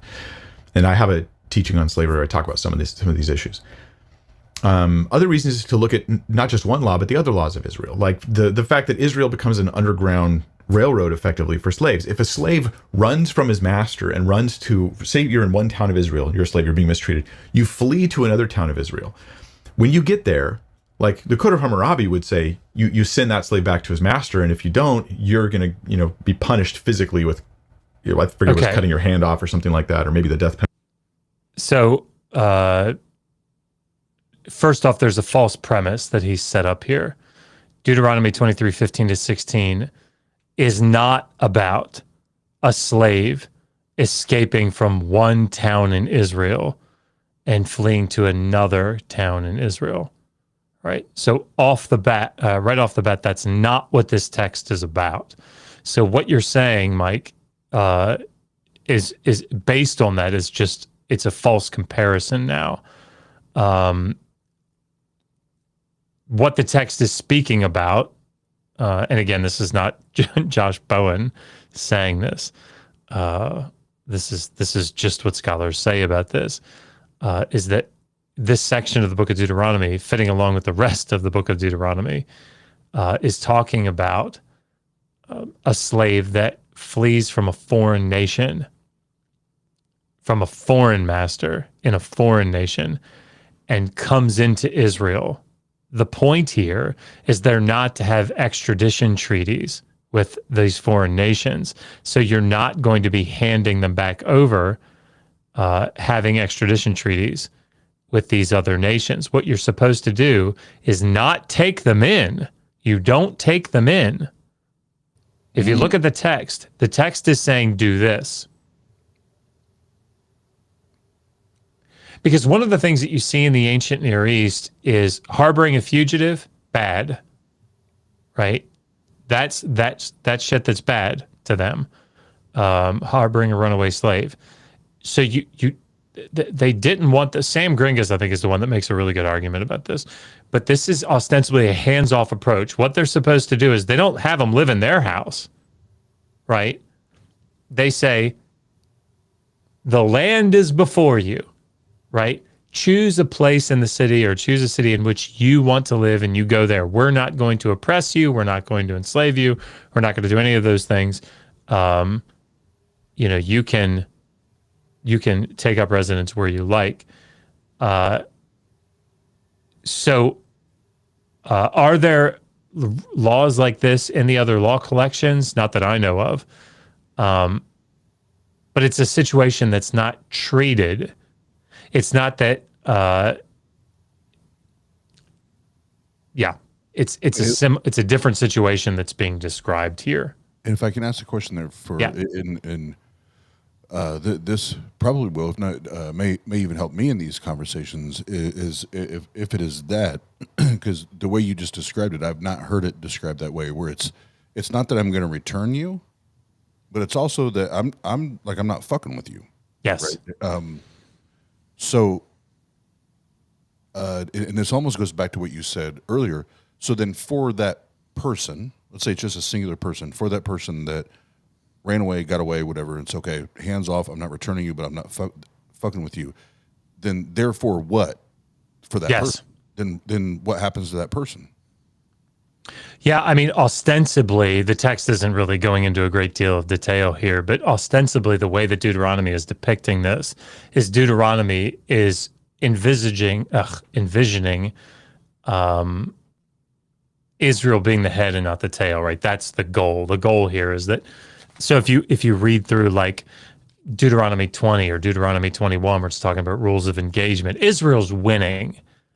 Right, they're destroying everybody in Canaan. They are taking all the outlying towns and cities and making them all vassals. So it's assuming a situation in which Israel's at the top. And so in that situation, they're not supposed to make these extradition treaties, these parity treaties, where they're exchanging runaway slaves back and forth, which is common among those types of treaties. Instead, what they're supposed to be doing is saying, hey, a foreigner escapes here. You just let them live where they want to live, right? Don't oppress them. Just let them live. Take that hands-off approach. And so what happens to them? I mean, ostensibly, they just live there. And, I mean, if you're asking, does that allow them to be taken captive by their foreign master who comes back into the land? I don't think the text is envisioning that. Again, you have to remember with the legal rationale that's going on here, the way they thought about these laws, it's not a code in the sense that they're not thinking of all the different possibilities. There's often a variation, a long list of variations on a law or two, or three or four or whatever. But it's just not, I don't think it's in the mind of the writer what happens to him after he settles in the land. I think it's just that Israel's not oppressing him. They're not giving him back to the foreigner, to the foreign nation. And so that they could be, and I'm not saying that you or any historian can say that this is why, but they could still, if this whole thing was to help to subside poverty, they could still end up just being homeless and being desolate and. Oh yeah, I mean, yeah. So I mean, if it follows, I mean, if you look at just the way that foreigners are set up in the land, it's assumed really until you get to Leviticus, till you get to the later Holiness Code. They're still envisioned there. I don't know why I keep mixing up those words.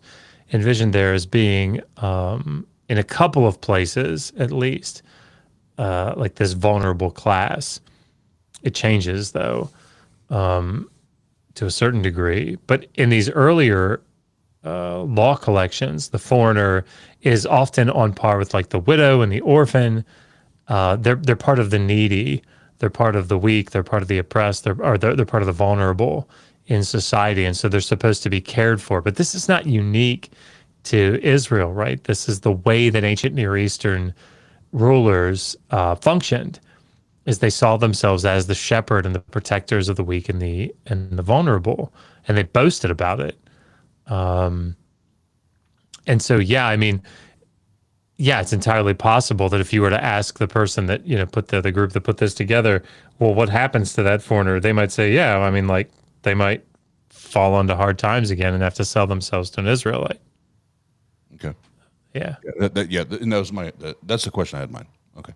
Yeah. And before we go, we did have another super chat though. Blame it on the goose. Blame it on the goose. Yeah. Blame it on the goose. Got you feeling loose. Blame it on the alcohol. Blame it on the alcohol. Blame it on the alcohol. Blame it on the Another $2 from the Queen of the Heathens, Heathen Queen. Mike is losing the war of attrition with his hairline. And I picked the perfect place to hit the pause button again. He's wiping a tear just for you, Heathen Queen. He's wiping a tear just for you. Penalty if you don't send that slave back to his master. The Bible's like, no. If a slave flees from his master, you give him a place to sleep and lay and live, some property to live on. And Josh, just for time purposes, because the rest of what he says in that 8 or 10 minutes we're going to get to, are you cool with going to the next? Yeah, absolutely. All right, so as we transition here, though, I can pull that up. But yeah, so far it's my biggest beef. My biggest beef is this whole regulation thing, and that's becoming more and more prevalent. As I hear Christians arguing for this to try to justify it or make sense of it, and the way I see it is, if that's the case, then let's just regulate everything. Like let's not make anything illegal. Let's not ban anything. Let's just regulate it, right? Because either it's wrong or it's not. Yeah, this is the real difficulty, right? I think, and I'm not a philosopher, or certainly, not an ethicist or anything, but if you're going to make the argument that God is doing this type of regulation, I still think it leaves open the problem in the same way that if God were to regulate murder and say, okay, well, I mean, I know you're going to murder people. So look, you have to murder them quickly. It can't be like a long drawn out process. Because I know they're going to do it. Like that's going to be a moral issue. But for some reason with slavery, I don't know. So, yeah, I don't get it. I do not understand their. People are noticing that I'm looking tired. Sorry, everybody. You're good. It's 12:21. Just so everybody knows where I'm at. And I know I'm beyond Dr. Josh time, so I'm No, it's okay. I'm okay. I'm okay. I'll speed through this. But we do have we're planning out, we're working out the details, but we're going to have a stream with Dr. Josh, myself, and Dr. Kip, and we're going to get after the old Trinity Radio guys, but we'll talk about that later. That's going to be fun. But so this little clip here, this about 5 minutes here, and this is the video that he referred to, that he pointed everybody else to. Yeah, that's why I feel comfortable doing this, because I mean, he said I have a teaching on this. Is like, this is, if you type in, at least if I do, slavery in the Old Testament, like I keep hoping that I'll see one of my videos pop up, but I don't. I always find that this is the one that pops up. And I think this is the one that he's referring to when he says he has a teaching on it. So I even though it's dated, I feel comfortable because, reviewing it, because he seems to be standing on it. Yep, and he definitely did refer everyone to this. And one more super chat. See, I'm getting better. I'm getting better.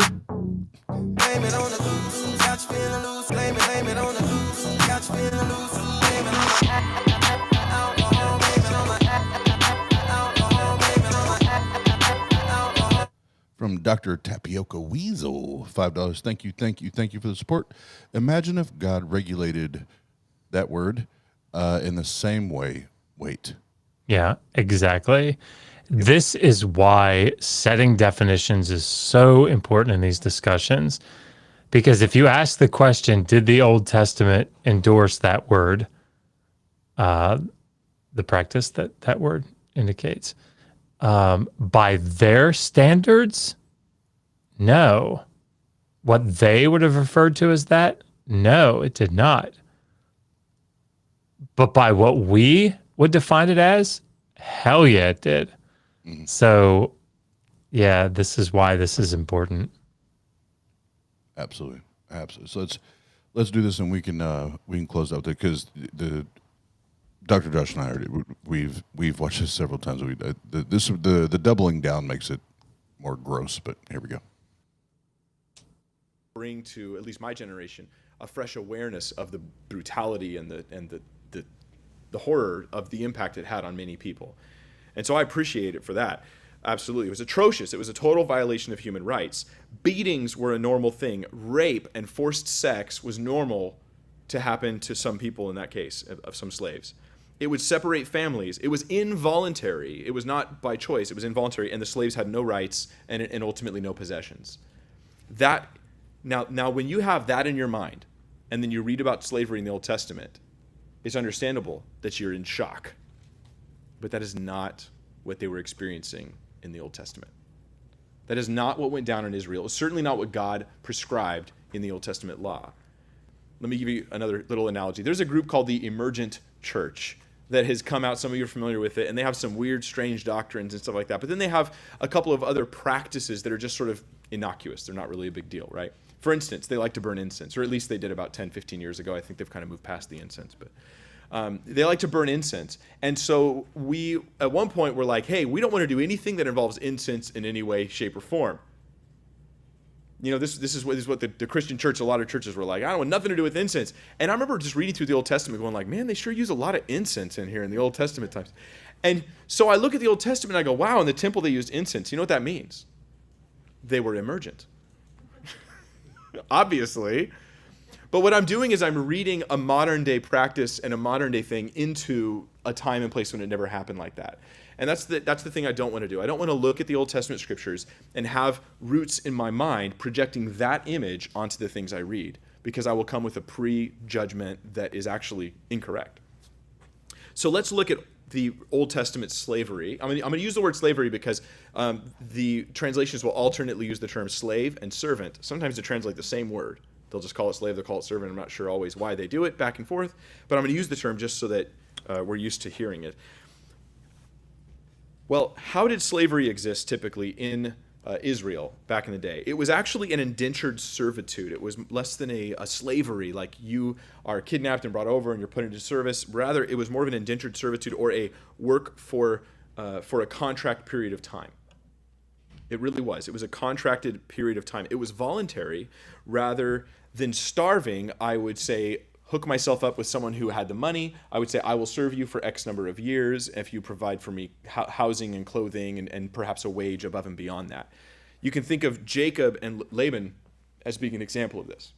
Jacob leaves, Esau is chasing him, he's got nothing, just the clothes on his back basically.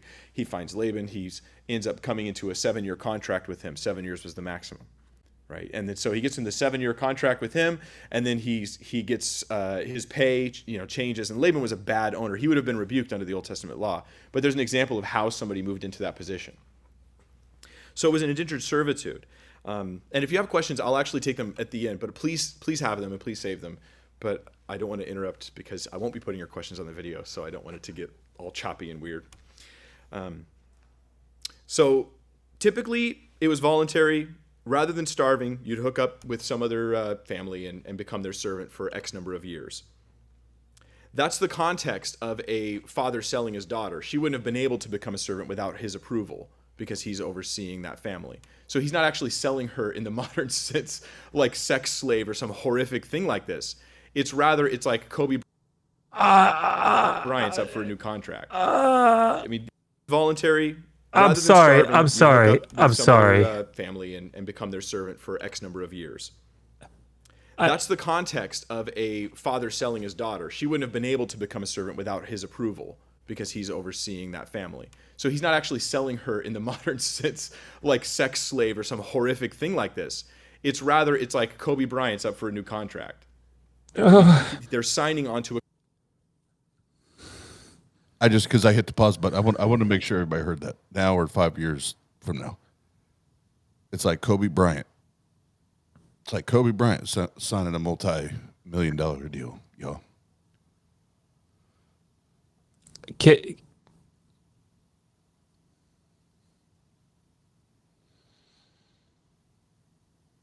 I don't often say things like this, but if I were Mike, I'd be ashamed of myself for having said that. Fuck yeah.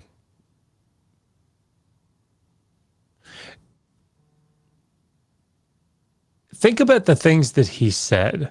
So the entire first section of this, I think asking at the end, therefore what, would be perfectly appropriate, right? It's not this, it's not this, it's not this, therefore what, Mike? It's okay. Like, but here, the chuckle that followed the statement couldn't be done without the father's consent, selling his daughter and saying that like it was it's a good, like it makes it better somehow. And then not being sold into sex slavery or some horrific. And I think he realized it as he said that. I probably shouldn't have chuckled when I said that, but so I'm gonna try to give him the benefit of the doubt here. But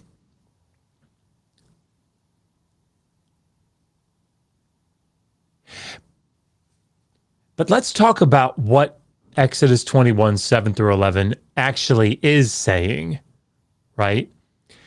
So if a man sells his daughter as a female slave, she is not to go free as the male slaves do, because that's what had just happened in verses 2 through 6.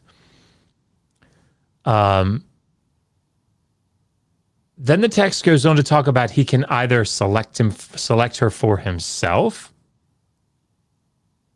Most likely here, I think, is a concubine, given the way the rest of the passage goes. Or he can select her for his son, right? Typical ancient Near Eastern stuff here. If he loses a liking for her, and I'm paraphrasing because I'm pulling it from my brain, so sorry everybody if I'm getting some of the wording wrong. if he loses his liking for her, he cannot simply sell her as a slave to a foreign people group because he has broken faith with her. If he takes another wife,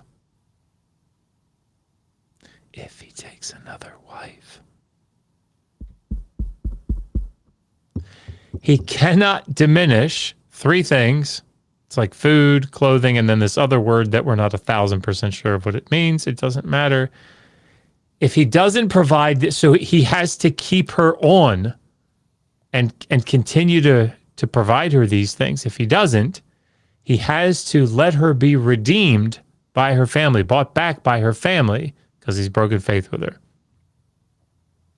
I think there the word is because he has deflowered her, like sexually devalued her. This is not a passage one should be chuckling at. This is not a passage that one should be saying, yeah, I mean, okay, so she didn't consent.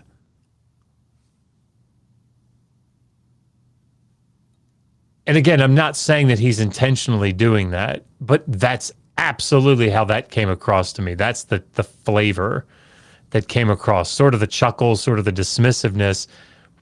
I just... In optics, Josh, sorry to interrupt, and I'll let you Yeah, go. yeah. No. Optics are everything. Yeah. In these conversations, optics are everything. And I'm sorry, Winger, your optics are fucked. Your optics are fucked in that particular message or speech, whatever you're given. So sorry, I just wanted to say that. Yeah. So anyway, this is not the touchy feely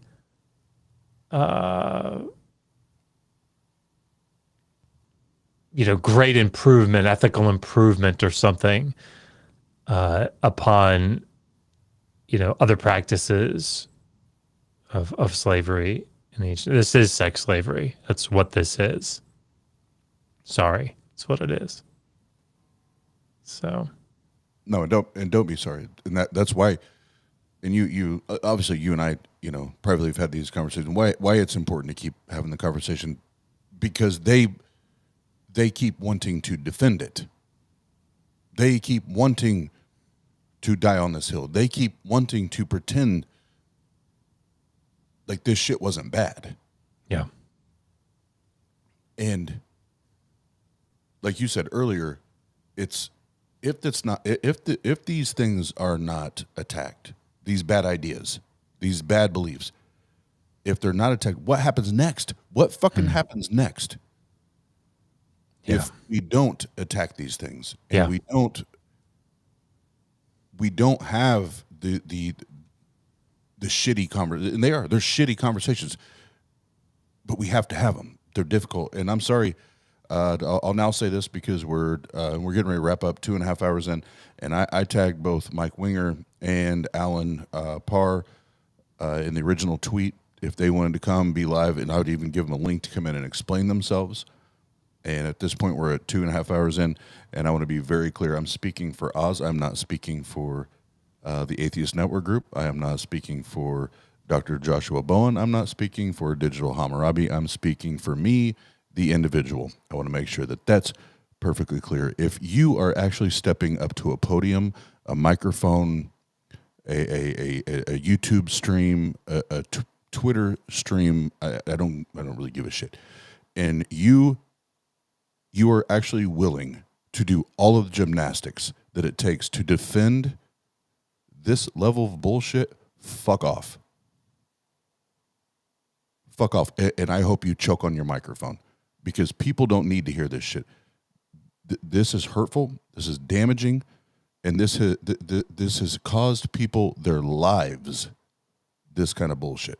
It's caused them their lives. And maybe this is a good thing to say, because I think that the reason that I thought it would be good to play part of that clip, and I think you've played a sufficient amount to get the point across, is that if he's referring to this video, The only thing that I can conclude is that these are the positions that he still holds. If he doesn't, he needs to correct his positions. I hope that he does. But I think that, and I say this in the book, and I've said this obviously here and in other places, but it bears saying again, the dangerous side as I see this, and both Mike and Alan Parr tried to do this quite ardently, is to draw a sharp distinction between slavery in the antebellum South and slavery in the Hebrew Bible. And I see, I absolutely agree with Heathen Queen here. And if anybody else is saying, I just see the all caps. If we were going to continue to talk about the sex slavery aspect of this, absolutely imperative to have a woman's perspective, multiple women's perspectives on this, because it's you just can't. No woman would chuckle Absolutely. at the point where they also said the father, they couldn't do it without the father's consent, couldn't sell her into as a slave without the father's consent. Like, nobody's chuckling. No woman is chuckling. Fuck no. When they say that anyway. But I think the thing to bear in mind here is very, very important, is that we need to stop, apologists need to stop trying to draw such sharp distinctions by beating every bush, turning over every rock, and saying, well, okay, this one was race-based and this one wasn't. So look, distinction. All right, this one here, but in this one over here, stop, right? What you need to be saying is, how do we define slavery? If we're defining slavery as the ownership of another person as property, do we see that here? Yes. Do we see that here? Yes. Is it endorsed in the laws? Is it in this one? Yes. Is it in these laws? Yes. Right? What are the similarities between the laws in the Hebrew Bible and the laws in the antebellum South? Because they make a huge deal, right, about Exodus 21, 20, 21. Look at the protections that are put in place to make sure that, to try to make sure that the master doesn't abuse the slave. Do we see that in the laws of the antebellum South? Yes, we do. And the danger, I'll say it again, the danger here, and then I'll shut up, is when you start to defend or continue to defend slavery in the ancient world, and in particular here in like the Hebrew Bible, the Old Testament, it is so easy to turn to the laws in the antebellum South and make the same arguments. And if you do that, it's not a stretch at all from that point to say, well, I mean, it's just that we didn't follow those laws. And that's where you get apologists saying, boy, you know, you heard Mike say it, right? If we had just implemented Exodus 21:16, we'd have done away with slavery. Where does that thinking lead? Well, gosh, I mean, like, people go read Andrew Seidel's work, right? Like, this is where this shit leads, is this Christian nationalism. And not that that's my expertise at all, but I mean, like, the logic here seems to follow that if you're saying, well, if we had just implemented this correctly, well, then they just didn't follow the laws correctly. And so we just need to follow the, so what does that mean? Well, then, like, slavery is not so bad.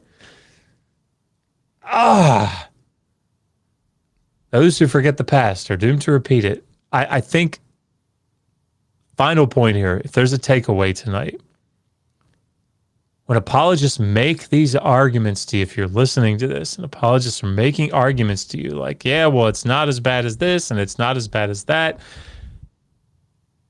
just say therefore. Oh, yeah, Oh yeah, right. You can say that as well. But also you probably save that for when they give you their answer to that question. But therefore what? Therefore what? Sorry, thank you for letting me. No, and that's why I gave the example earlier. Yeah, I'll say it, and then Josh, if there's anything you want to say before I wrap it up, I will say that this is where, but I think when Josh and I do these streams together, whether it's this topic or some of the other things we've talked about, it is the Key and Peele where skit. If you ever seen it, where there's Obama and then there's the anger translator. Typically, I'm that one. Josh is going to be the diplomatic, peaceful, calm, and that's what I love and respect about him. Because I don't have that ability. The pit bull almost automatically comes out, which I'll get to momentarily. But Dr. Josh, before I wrap it up, anything else you would like to say? I appreciate you coming on, and these conversations are necessary. And I know some people are like, why do we have to keep talking about this as atheists? Because it's still fucking shit up, y'all. Yeah, it's still fucking shit up. I mean, I would. One of the things that you can do if you ever question why it's important to sort of stay on top of, if you ever, maybe it's the way to do this is if you ever wonder, Josh, why do you keep talking about this? Why does this keep coming up? Go to YouTube and search, as I do it once a week, search on slavery in the Old Testament, and then change the filter to most recent and just look. Yep. Because it doesn't stop. Have the arguments changed the past couple of years? Thankfully, yes. Not always. Have some of the major players stopped voluntarily talking about it? It sure seems that way. That's good.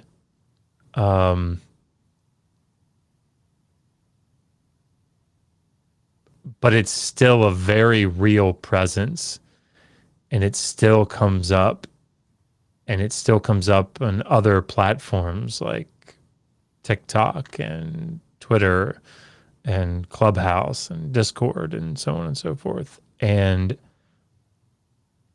I think it's very important to at least have the understanding to be able to say, again, therefore what? You don't have to know all these different arguments. You don't have to know all about these different passages. Just walk them through it. Therefore what? Slavery's okay. And then you can just say, here, go read Sam Gringus on this, or go read Raymond Westbrook, or go read Dr. Josh, and he'll cite all those people. But it's a very real thing, right? And I think we need to be aware of it. So, yep. Or you can have an approach similar to Heathen Queen of Mine, where it's fuck off. You can have that. I'm just kidding. No, I'm not kidding. I'm not kidding, because a lot of times they deserve. Yes, that. I agree. They deserve that. So I say I'm kidding, but I'm only half kidding, because usually, well, Dr. Josh, even Michael was in here earlier. They've heard me on Clubhouse. I just get to the point where it's like, fuck you, fuck off. Like now you're being hateful, you're being bigoted, you're being unreasonable, and and we need both. We need those that have the patience, like Dr. Josh and Michael and others that have the patience can do that. And we also need the ones that aren't afraid to tell you to go fuck off and take your bullshit elsewhere. And I appreciate the diverse the diversity and the unique personalities and makeups and approaches that we have, because all of them are necessary. All of us are necessary. And normalizing atheism, but more importantly, being humanist and caring about each other and loving each other. And that's why I know that this conversation continues to be important because this fuels the bigotry. This fuels the hatred. This fuels the divide that Christians, especially in the States, that Christians wish to make and wish to have because it makes them feel superior and gives them that sense. And then they think they control people, they control the minds of people, and fuck that. Yeah. Fuck that. Let's be the voice. Let's be the difference. So Yeah. my closing statement will be Mr. Winger and Mr. Parr. I tagged you in it, and again, I'm going to say I'm speaking for Oz. I'll even say my legal name. I'm speaking for Austin Mills, and not the Atheist Network group, not Dr. Joshua Bowen or Digital Hammurabi. After already viewing these things 2 or 3 times and now going through this and really examining it and having someone that this is their field of expertise, I will give you an opportunity of 48 hours to contact either myself or Dr. Joshua Bowen, and we can jump on a stream and have this conversation, and hopefully maybe you try to resurrect this or correct this, or maybe I got something wrong, or I heard something wrong, or Dr. Josh heard something wrong or got something wrong in your argument. So I'll say 48 hours. 48 hours, and after that, I will promise you from an the OZone point of view, it'll probably be an onslaught. It'll probably be an onslaught because I'm all about exposing this bullshit. So, everybody in the chat, thanks for hanging out tonight, and we ended serious, but I kind of anticipated that because this is a deep subject to talk about. And Dr. Josh, as always, I love you, homie, and I appreciate you hanging out. And Thank you for having me. Absolutely. And I know 3 hours is a long stream, man. 3 hours is a long stream, but I appreciate you hanging out. And if y'all don't know, go. We'll make sure afterwards that I think everybody knows. But 3 years from now, maybe you don't know us. You don't know Dr. Josh. We'll make sure the links and everything are Thank you. Are in the description. But Digital Hammurabi, go check out Dr. Josh and Megan there. They do amazing work there, and have actually supported myself and Tang in an amazing, crazy way. So go check them out, and until next time, y'all, Tang Gang. Are you ready? Your number one DJ worldwide. But it was not your fault but mine, and it was your heart on the line. I really fucked it up this time, didn't I, my dear? It's not your fault but mine. Fucked it up this time. It's not your fault but mine. Fucked it up this time. Fucked it up. Fucked it up. Fucked it up this time. Weep for yourself, my man. You'll never be what is in your heart. Weep, little lion, man. You're not as brave as you were at the start. Fucked it up this time.